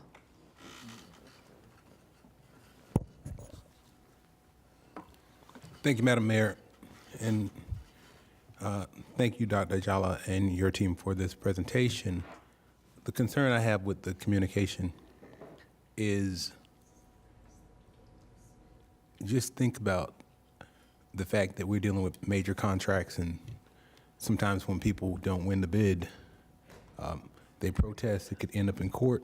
And when we're starting to talk about the communication, when you put something in writing, it's a written record. You can't refute what's there. Sometimes when you talk to people, and then you can try this in any conversation you have, by the time it gets back or it gets to the next person or the third person, it's a complete, what has been said, it's been completely misconstrued or turned into something that was not said. So I'm not in favor, and I will continue, I mean, whatever we do, whatever I do will still, be in writing, and I'll operate in a manner to make sure that I'm protecting myself. And I would recommend that the board protects itself. As a point of reference, there's courts, there's depositions, there's people who are upset because they lose the bids on these major contracts, and many times they have a lot at stake, and we as a board and we as individuals have to protect ourselves because we have a lot at stake as well. So I would just make sure that we're cautioned and we look at all options. But as for me, in my practice, I'll only do things in writing. Thank you. Thank you, Commissioner Flores and Commissioner Powell. I agree with you. I do not want to see my name dragged through the mud for something that I didn't say, but somebody says I did say. The fact that we do have the ability to do written communication, and they have done it in the past. We all, as a board, have received written communication during the cone of silence, I think is the best way to protect us as a board. And as Commissioner Flores also said, we do have the ability to question once people are in front of us out in the open, and then everyone can hear the questions. And I think that's a better way to go forward. Actually, the same way we have is the best way to go forward. Commissioner Weiss, and then Commissioner Baxter, your light is on. Is that for the motion or do you have any more questions? I have questions and some direction, additional. Commissioner Weiss, go ahead, and then Commissioner Baxter can wrap up. I can't agree more than with my colleague, Commissioner Powell. I will not be participating in any, if this moves forward, I will not be doing that. I think I've heard from my attorney.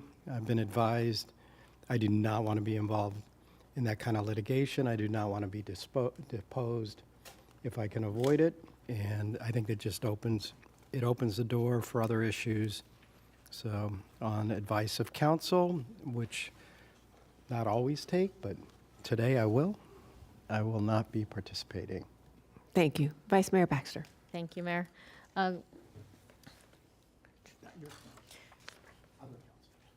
When you bring back the pro cons of the cone of silence, could you also include Orange County? How many times in, let's say, the last 5 years, the commissioners have actually had to go to some sort of litigation or had some legal problem? Could you bring that information back with you, please? Has it been a problem for them, is what I want to know. And I think that could give us a good history on that. And then also, lastly, when you bring or send us this list that we have 10 days to decide, We had briefly discussed this, but if it could just give a short couple sentences just describing Not a problem. what the RFP is in regards to, so it's not just a title, right? Like a list of titles, I think that could be very helpful. Brief description, not anything major. And then clarification on anything. Do you need Attorney Kaufman, do we need a motion in a second, or is direction suffice for this? They're just asking for direction.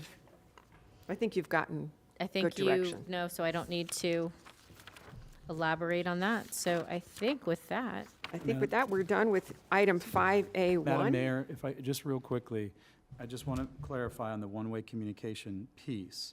Does the board want us to bring back some, I mean, it seemed like through their conversations, I don't know if the consensus was there on wanting to pursue it. I just want to clarify, does the board want us to bring back a pro and con on the one-way communication piece, or? well, because there wasn't a consensus, I think that's why we there? wanted the pro-con to come back. I would actually ask each board member what they think, because it sounds like Commissioner Flores likes what's in place to be in place. It sounds like Commissioner Powell likes what's in place to stay in place. Well, we don't know how it would impact us without further. Commissioner Weiss? Commissioner Weiss, I'm sorry, what did you say? I don't need to know anymore. I'm good with the way it is. All right, let's not spend too much time on this. Commissioner Woodward, Commissioner Sachs. I think my only question would be bringing back the pros and cons list for us to have a discussion. And however this moves forward, it doesn't mandate that any commissioner have this communication. It's just an option for a commissioner on a rare occasion who would like to. So it's not that anyone here who doesn't want to use this option would not have to. Correct, we could opt out. So I would like to have the pros and cons, just for someone who would like to have that as an option. I would like to hear all of the pros and cons and make a better informed decision. Commissioner Sachs? I wonder, since Isami has done this for 6 years, if she could bring that information back to us so that we really have a professional and informative way to make that decision. Happy to. We will work with County Attorney and Commissioner on Ethics as well. Okay, thank you. Okay, now we truly are on to 5A2, and this has to do with the internal auditor. This is to approve the performance review and to authorize to file a copy of the results in the employee file.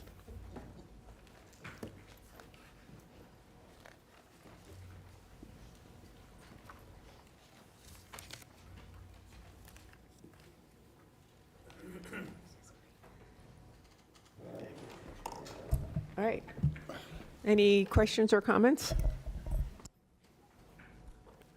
I would simply ask HR team, do you guys have a presentation? Because I felt like last time we caught you off before you had an opportunity to present.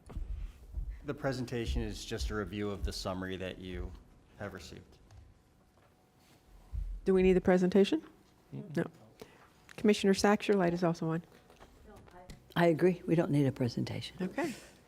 So then may I get a motion to approve and authorize? I think Commissioner Flores has. Oh, I'm sorry. Commissioner Sachs and Commissioner Flores, your lights are back on. Go ahead, Commissioner Flores. Yeah, so Mrs. Zamora, I think overall you had received pretty good grades from I think almost everyone on this board. I think there were some areas that we wanted to get some more feedback and input from you. So overall I'm happy with the performance. Now I've only interacted with you for about six months. There are two things that I have a little hesitation with right now, and I want to voice out two things. One was I wish that you would have been here last week. I think we made this decision that we were going to move forward with reviews back in January or February. I can't remember exactly when that decision was made, but this was on the books, and a review is a two-way street. So you have an opportunity to participate. Our attorney had an opportunity to participate last week, and it was just concerning that you weren't here for your review. I don't know that I've ever missed a review personally, so I hope that miscommunication doesn't happen again. And considering that we had a discussion about a possible raise for you, so you came before us, you asked us for a raise, then you missed your performance. See where I'm going with this? It doesn't quite look like the standard of your work. So I just want to make sure that we're good and that this won't happen again, and that we continue to communicate and have better communication and expectations moving forward. But overall, as far as your job performance, I think you're doing a good job. I think there's areas where some of the board, I looked at the notes, that they would like you to improve and communicate a little bit better. But from my standpoint, I look forward to continuing to work with you. Thank you. Sorry. Next up, we will have Commissioner Sachs. Thank you, Vice Mayor. Mr. Zamora, we were here, you weren't. You sent a very polite and professional explanation as to you were not here. That's already been noted by my colleague. What is interesting to me is that one of the issues in your performance evaluation by many of us on the board is that we didn't get to see you enough.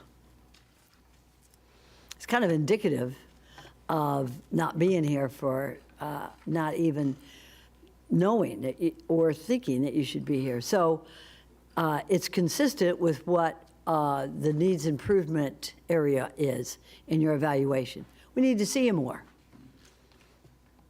I have always had a very pleasant meeting with you, and I'd like to see more of you. And so I think that what we need to do moving forward, I accept your reason for not being here. And I appreciate the fact that you sent it right away. But I think that we need to see more of you, and I have a feeling that you will do that for all 7 of us. I don't need any other explanation. I just wanted to make that very apparent, to have almost a continuing conversation with the Board of County Commissioners. Thank you, sir. Commissioner Woodward. Thank you, Mayor and Vice Mayor. Mr. Zamora, I echo some of what they had to say. That I was going back to read what some of my comments were, and more in-person meetings were a request, so that to be noted. And the reason that those in-person meetings are important for me, and I think I've already, in the previous discussion item, I like to talk things through with someone, and your audit reports are lengthy and very detailed, but I don't always understand maybe the nuance of what the findings actually mean. And sometimes when there's a finding, you'll have a list of them, and I don't always know what's a significant finding versus just something that's maybe not exactly what it should be, something that rises to a finding that maybe we need to change a policy. And those, I know that there's a committee that I still don't have a full understanding of, should the committee be coming here to report to us? I don't think in my 2.5 years, I've never seen this committee. I've only had conversations with you. And I've asked you to kind of let the committee know. It would be nice if we get maybe a quarterly or even, twice a year, some sort of a report to let us know what is happening, because it's not just that you find findings, it's what comes of that, what improvements are made, or what policy changes, or what efficiencies have been implemented to make it better. Those are things that it's not just the initial audit report, but what comes after. And I know that's a part of the process that you follow, and your department does this, but we just don't always see it. And even if you send reports, sorry, we have a lot of reading to do, and some of this stuff, it goes right over my head. I need to kind of sit down and have the conversation so that I have a better understanding. And I would just ask for more of those, because when we have them, they are very productive. And it's probably why I asked for more, because I learn a lot from that process. And I would just appreciate, and anytime, if whether or not the committee, however that's supposed to work, I still don't understand, should be taking these up to the board's attention, I would appreciate it if you would. When something bubbles up, and before it gets to a major problem, you let us know as quickly as possible, and then help us through this process, because what you do is helping us run a more efficient county, a more transparent county, having all of our processes run the way that they should. And when they don't, maybe we need to make a change. But we rely on you to let us know that. And I, in particular, I need those in-person meetings so we can have an hour to just discuss this stuff. So I would appreciate more of those. And otherwise, I know the work that you do it's very good work. I just don't always understand it, and I need to be with you in order to do that. So thank you very much. Commissioner Weiss. Your light is on. Thank you. First off, Mr. Zamora, just to start off, I did not expect that there was going to be an in-person part of this, and I read that agenda item the same way you did, which was this was ministerial in that, and that may not have been the intent, but that's how I read it the same way, and it is, you know, a receive and file, and, you know, to get it into the record. So I saw it the same way.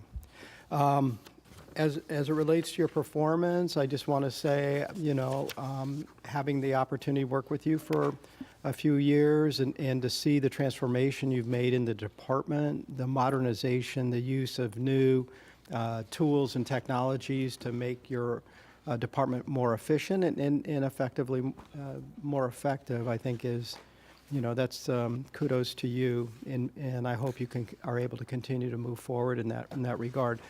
I think we all probably, you know, the work you do is very technical in nature in many instances, and clearly you get into the details, and we're not always, we work at probably a higher, you know, at a higher level of looking at things, and so it is important to have an opportunity to sit down with you to understand the intricacies of what you all are looking at and that sort of thing. I will note that in cases where you have found findings of significance, that there is a follow-up, and that we see that in subsequent reports where you go back and you circle back with the department to see if in fact the recommendations have been implemented, and if not, as to, you know, what the plan is or if there's a response from the department. So, but again, sometimes they are very technical and it can be difficult. So having an opportunity to have somebody help us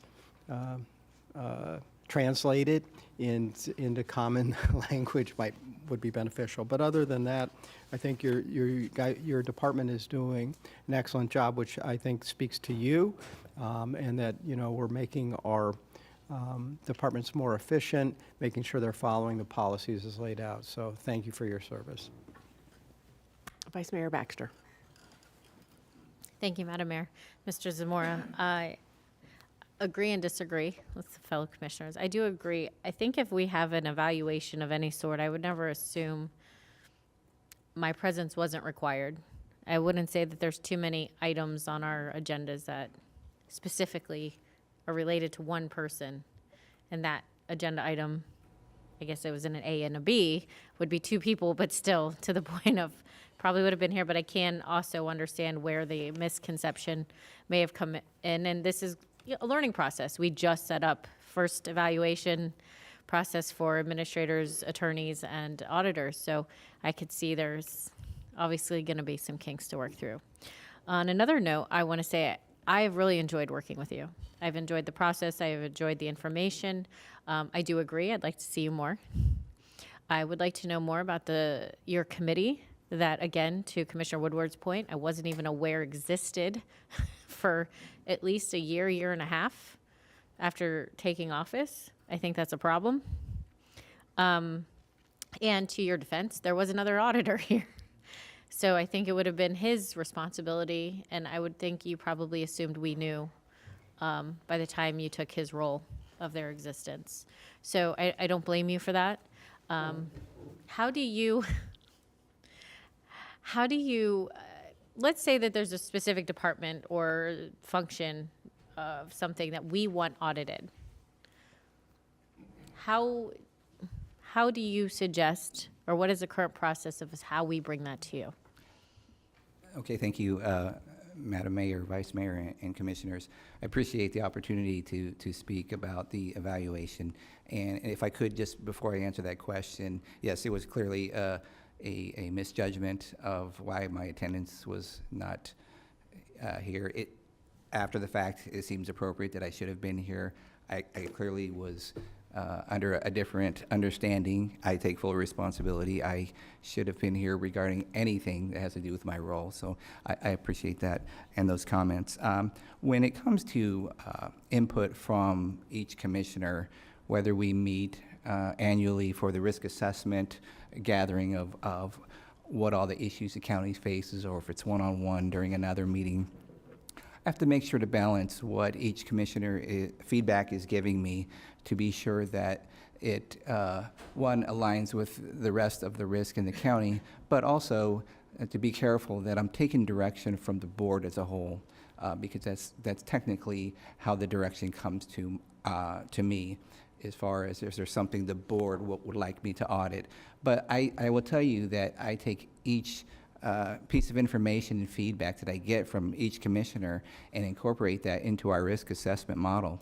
So we balance what feedback we get from the commission, from department heads, from the county administrator, the financial system, previous audits. There's a lot of factors that we take in. So we appreciate that, and we want that input from each commissioner, and we use that as a piece to put together where the highest risks are in the county, if that answers your question. Yes and no. Okay. It's a very high-level answer to a very detailed question. I think the detailed question that you sort of answered would have been, you want to take direction from a board as a whole, but not any individual commissioner? Correct.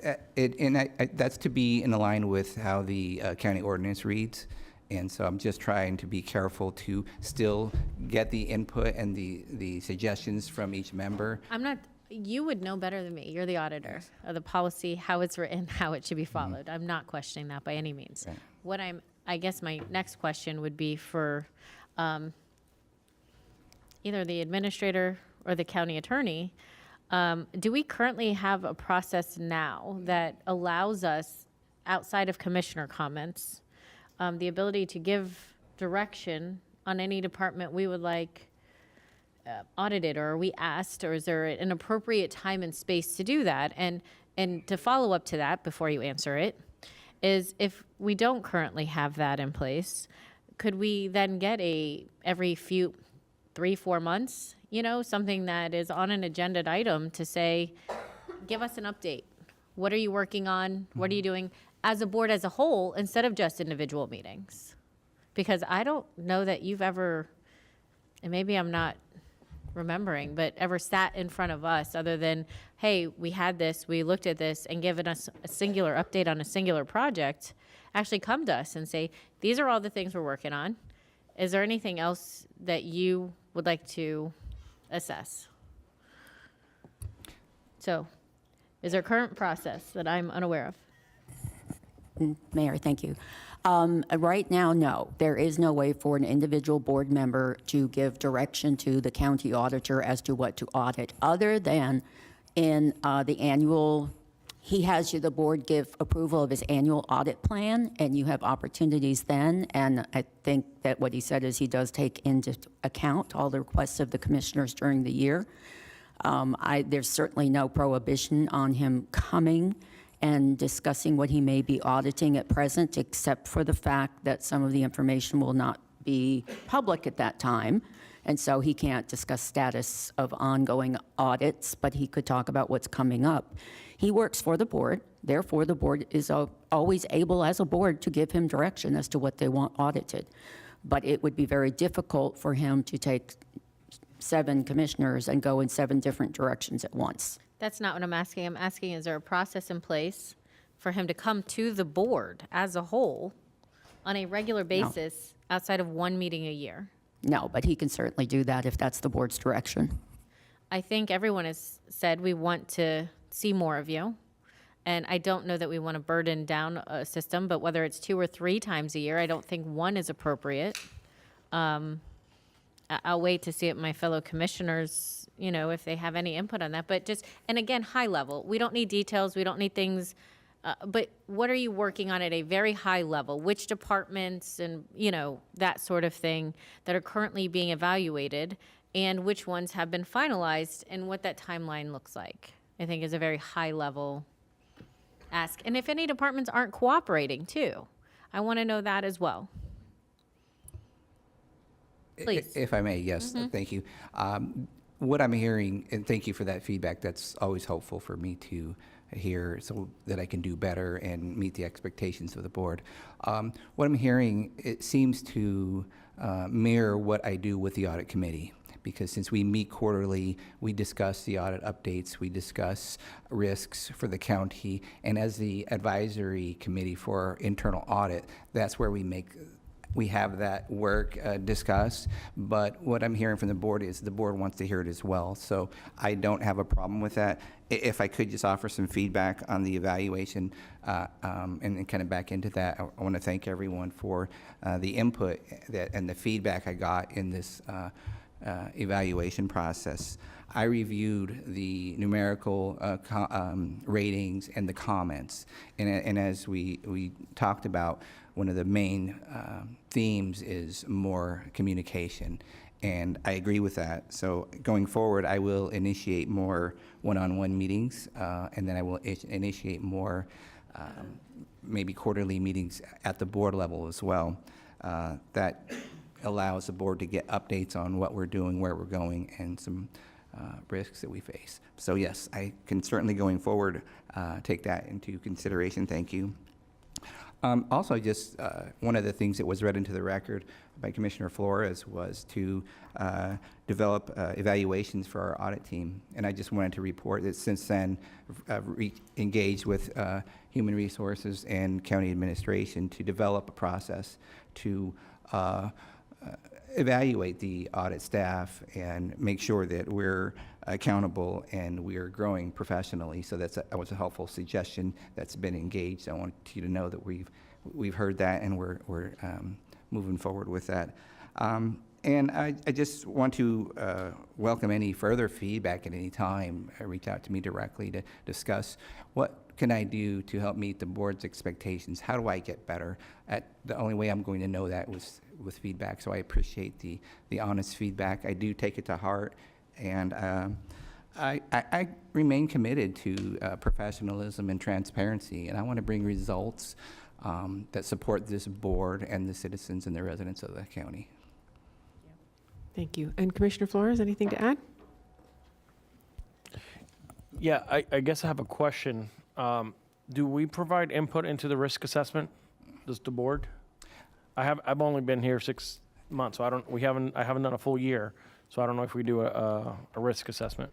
Thank you. Yes, the process is, and we're just about on that time of year where we do our annual risk assessment model, because we need to gather all the data and prepare an annual plan that's effective the first fiscal year. So this is the time now, June and July, where we meet, and I will schedule meetings with each commissioner to get your input on what's concerning you.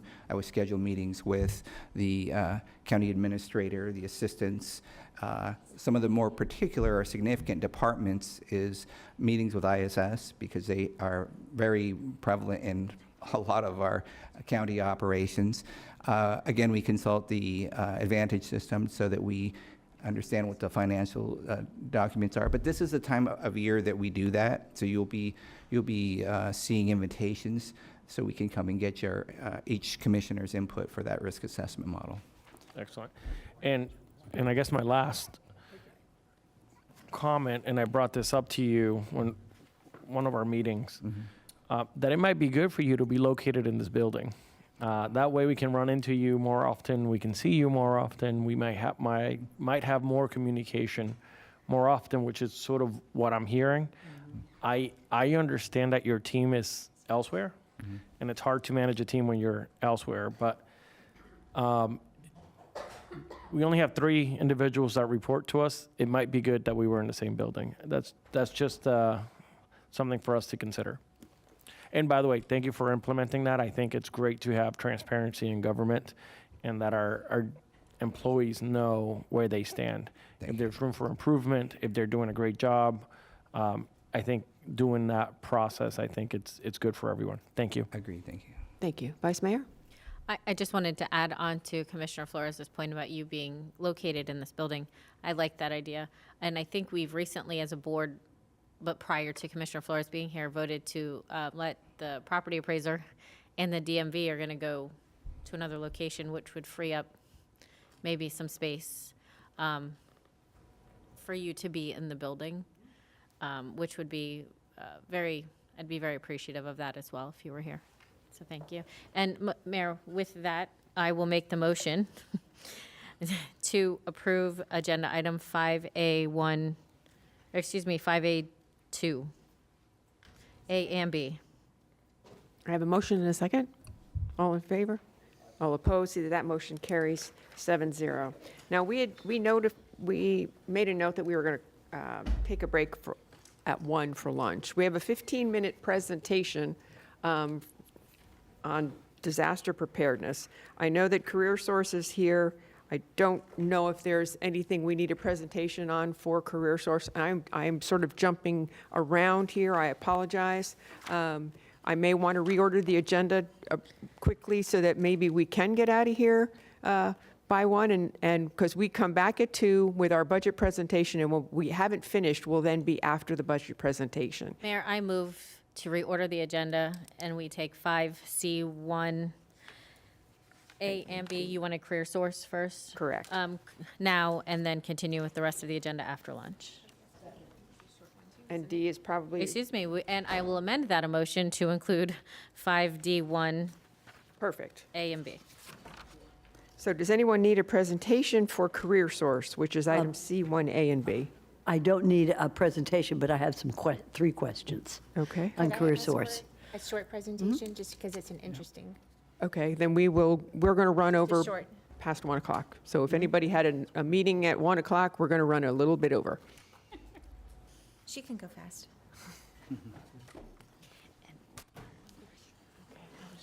This will be really quick, and it's only 5 slides. This one's only like 5 slides. Hi there. This one, it's,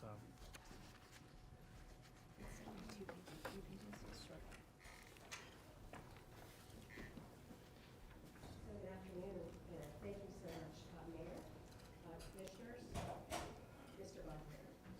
I'd like to thank this opportunity for me to speak today. I don't think your mic is on, so could you turn your mic on and pull it towards you? There you go. There it is.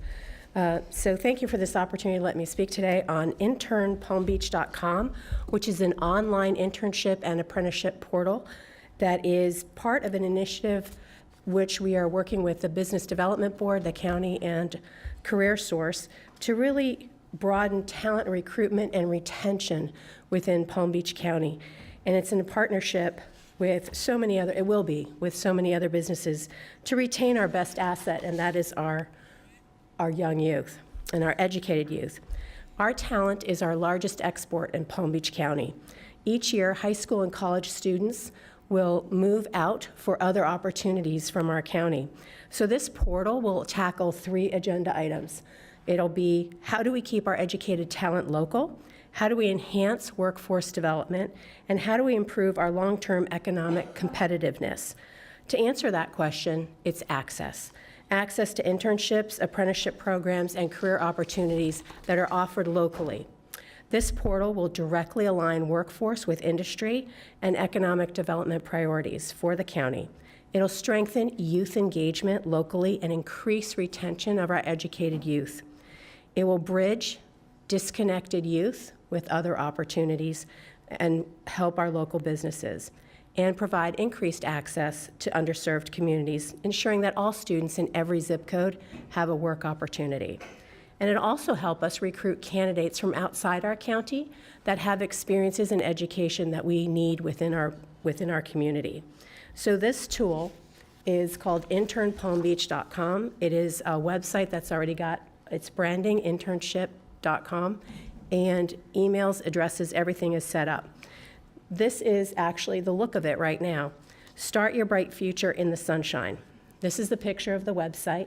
And right now you'll see an apprenticeship of welding on the back, but that picture will constantly change to provide images of all the opportunities in our county.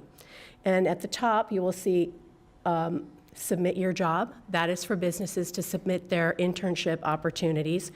We will also curate those internships as well. The toolkit is for youth and businesses. The toolkit will include how to form your young resume, how to interview for internships, how to network while you're on your apprenticeship program, and etiquette in the workplace. And for businesses, how do you start an internship program, and how do you run it, as well as the job order form to submit for us. And then a contact button, so students can call us, talk to a career consultant, and find out what is best in our local community. So we're asking for support and partnership in this internpalmbeach.com website for fundraising and seeding, targeted marketing, and promotion for your internships as well. So counties and municipalities all have internships and apprenticeships, and we'd like to also post them within our website. This partnership will allow us to highlight Palm Beach talent and shows that we grow with our talent. We have the right ingredients in Palm Beach County. We have great schools, we have ambitious students, and we have a climate that is collaborative in nature. And so marrying industry with workforce and education, I think, is a primary opportunity for integrating internships and apprenticeships into one location for our community and for our youth. So thank you for your very quick attention on this topic. Thank you. Commissioner Woodward. I'll take any questions if you have any. Thank you. I just wanted to comment, thank you for this. It's very important. One of the first conversations we had when I got to be on your board was the lack of young people entering the workforce, and how do we help bridge that gap. So thank you so much for the work that went into this. I look forward to it going live in July, I believe is what I understood. We're starting to load internships shortly. Okay. Well, with that, I would like to make the motion to approve. I know there's some other lights on, but I'd like to make this motion. He's on the board too, so. That's right. Do you have any comments, Commissioner Weiss? First off, I think this is a great idea and great, thank you for what you're doing. My one question though, when I was looking at this, did you guys think about using an intern to create the website? That's a good question. No, I just went full force ahead and contacted a company to develop it. And then we will be hiring interns in our IT department to help curate it. Well, I will tell you that I think you probably could hire interns to actually build the website and the tools that are available to them today. You might give them that opportunity for them to get that on their resume as something that they've been able to do. And I don't think it actually would take any longer. And I'm looking right past you because I have a great intern in my office, Freddie Verdugo. He is a Lake Worth High School student, straight A's, does a phenomenal job in our office. So I know there's really great, talented, both high school and college students right here in Palm Beach County, and it would be great to give them an opportunity. Will do. Thank you. Commissioner Sachs.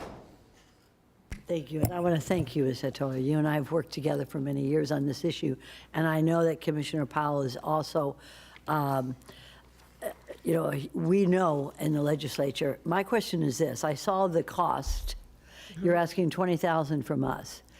How much do you get from other sources? So we'll be going out for other sources. The BDB has contributed as well, and Career Source is doing this in kind. So the state, through Career Source, has given you funding? No, because 20,000 is not going to open any doors. We're allocating our own funding towards this, but also we'll be asking in the future for funding from other sources. Okay, good, because this is a good start, though. I'm sorry. This will be a good start, though. Thank you. Are you is this the first county for Career Source to start this portal? So some of the other counties have other opportunities on their own portals, but not directly for internships or apprenticeships. So we're the first. Yes, ma'am. Excellent. Great job. I agree with my colleagues. Let's get our interns in there to develop the web, to get in ChatGPT, get this thing moving. Also for our, he just told me now, ChatGPT wants to be part of this. But I'm also interested in, with our labor unions, do you work with our labor unions for interns? And or is this only for county administration? This is for all internships and apprenticeships, and so a lot of the labor Excellent. unions incorporate apprenticeships into their workforce. Excellent. So you'd be working with Yes, ma'am. with our unions as well. Excellent. I look forward to it, and you're doing a great job. Thank you. Thank you. Thank you. Commissioner Flores. Hi there. Hi. We have 3 classmates of Leadership Class 2020 in the building right now, so extremely proud of that. And I'm very proud of this initiative, and I'm happy that we are sounds like we are supporting it. And in our office right now, we currently have 2 interns. We're actually going to be bringing in a high school intern later this summer. But I think it is important to have career exploration for different for our youth, so that they are able to see what it looks like to run government, to work at a school, to do different things. Because I remember when I was in college, I ended up wanting to be an architect, and then I realized that was not my path. But it was through an internship that I ended up finding that out. So I think it's great for young minds to be exposed. So I want to say thank you for putting this together, and our team for making sure that our young people get exposure to different careers. Thank you. Thank you. Remind me, did we have a motion in a second? Yes. We did. We have a motion, but no second. We have a motion. Okay, we have a motion and a second. All in favor? All opposed? That motion carries 7-0. We were trying to get through this before 1 o'clock. If the board is okay with it, we'll just continue. Maybe we'll see where we get, because otherwise we're going to be doing business after our budget meeting. So we'll just take a little bit of a shorter lunch. If someone needs to leave early, so be it. We did reorder to take item 5D1, A and B, which is the University of Florida. Do we need a presentation? Someone like to make a Mayor, motion? I'd like to make a motion to move item 5D1, A and B. We have a motion and a second. All in favor? All opposed? See that motion carries 7-0. Thank you very much. Okay, public safety.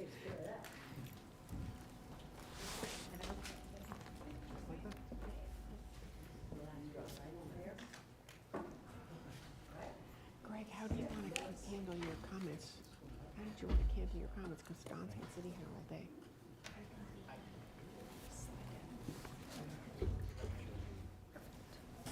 Either we do it now or we do it after the budget meeting. Slide down one. Can you slide down one more? Here. Yeah. Perfect. Okay, we're going to take one more item, but you can just stay there.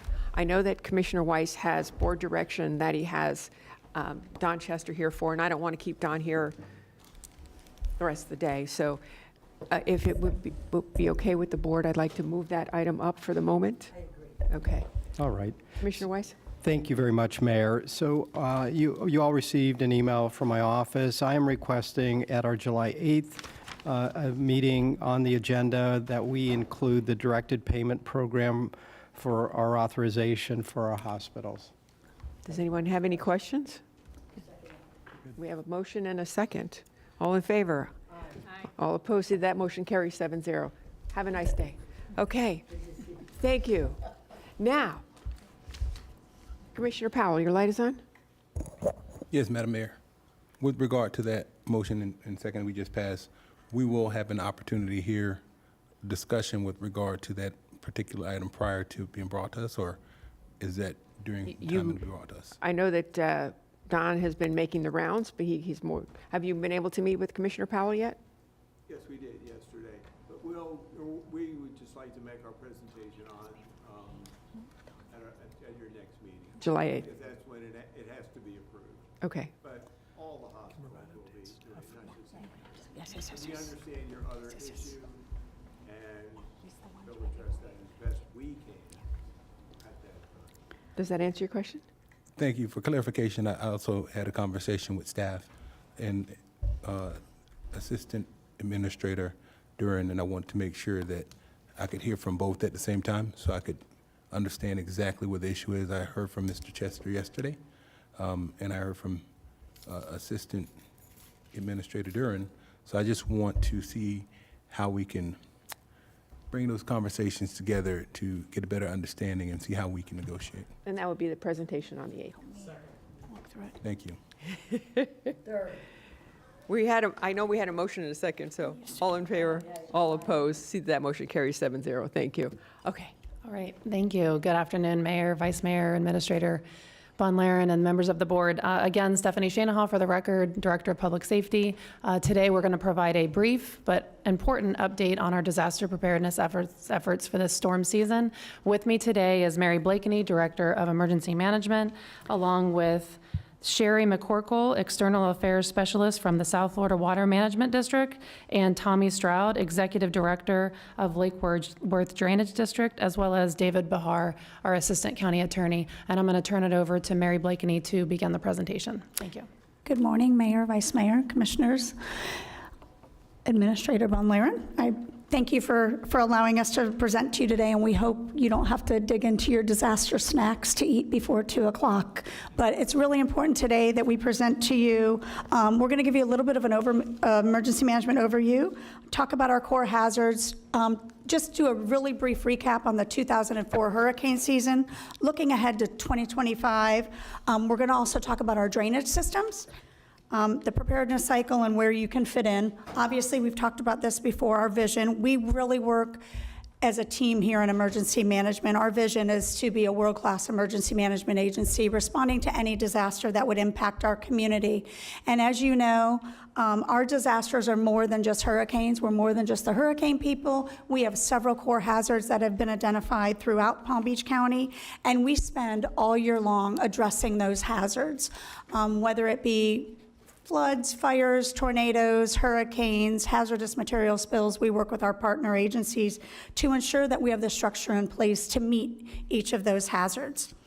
And we do that with the support of our team. Our team consists of all the county departments, nonprofit organizations, state and federal partners, and local community partners. And our executive policy group is a major component within that. Our executive policy group sets the policy direction for our incident commander, and our incident commander leads our team. Currently, that incident commander is Mr. Todd Von Laren, if anything happens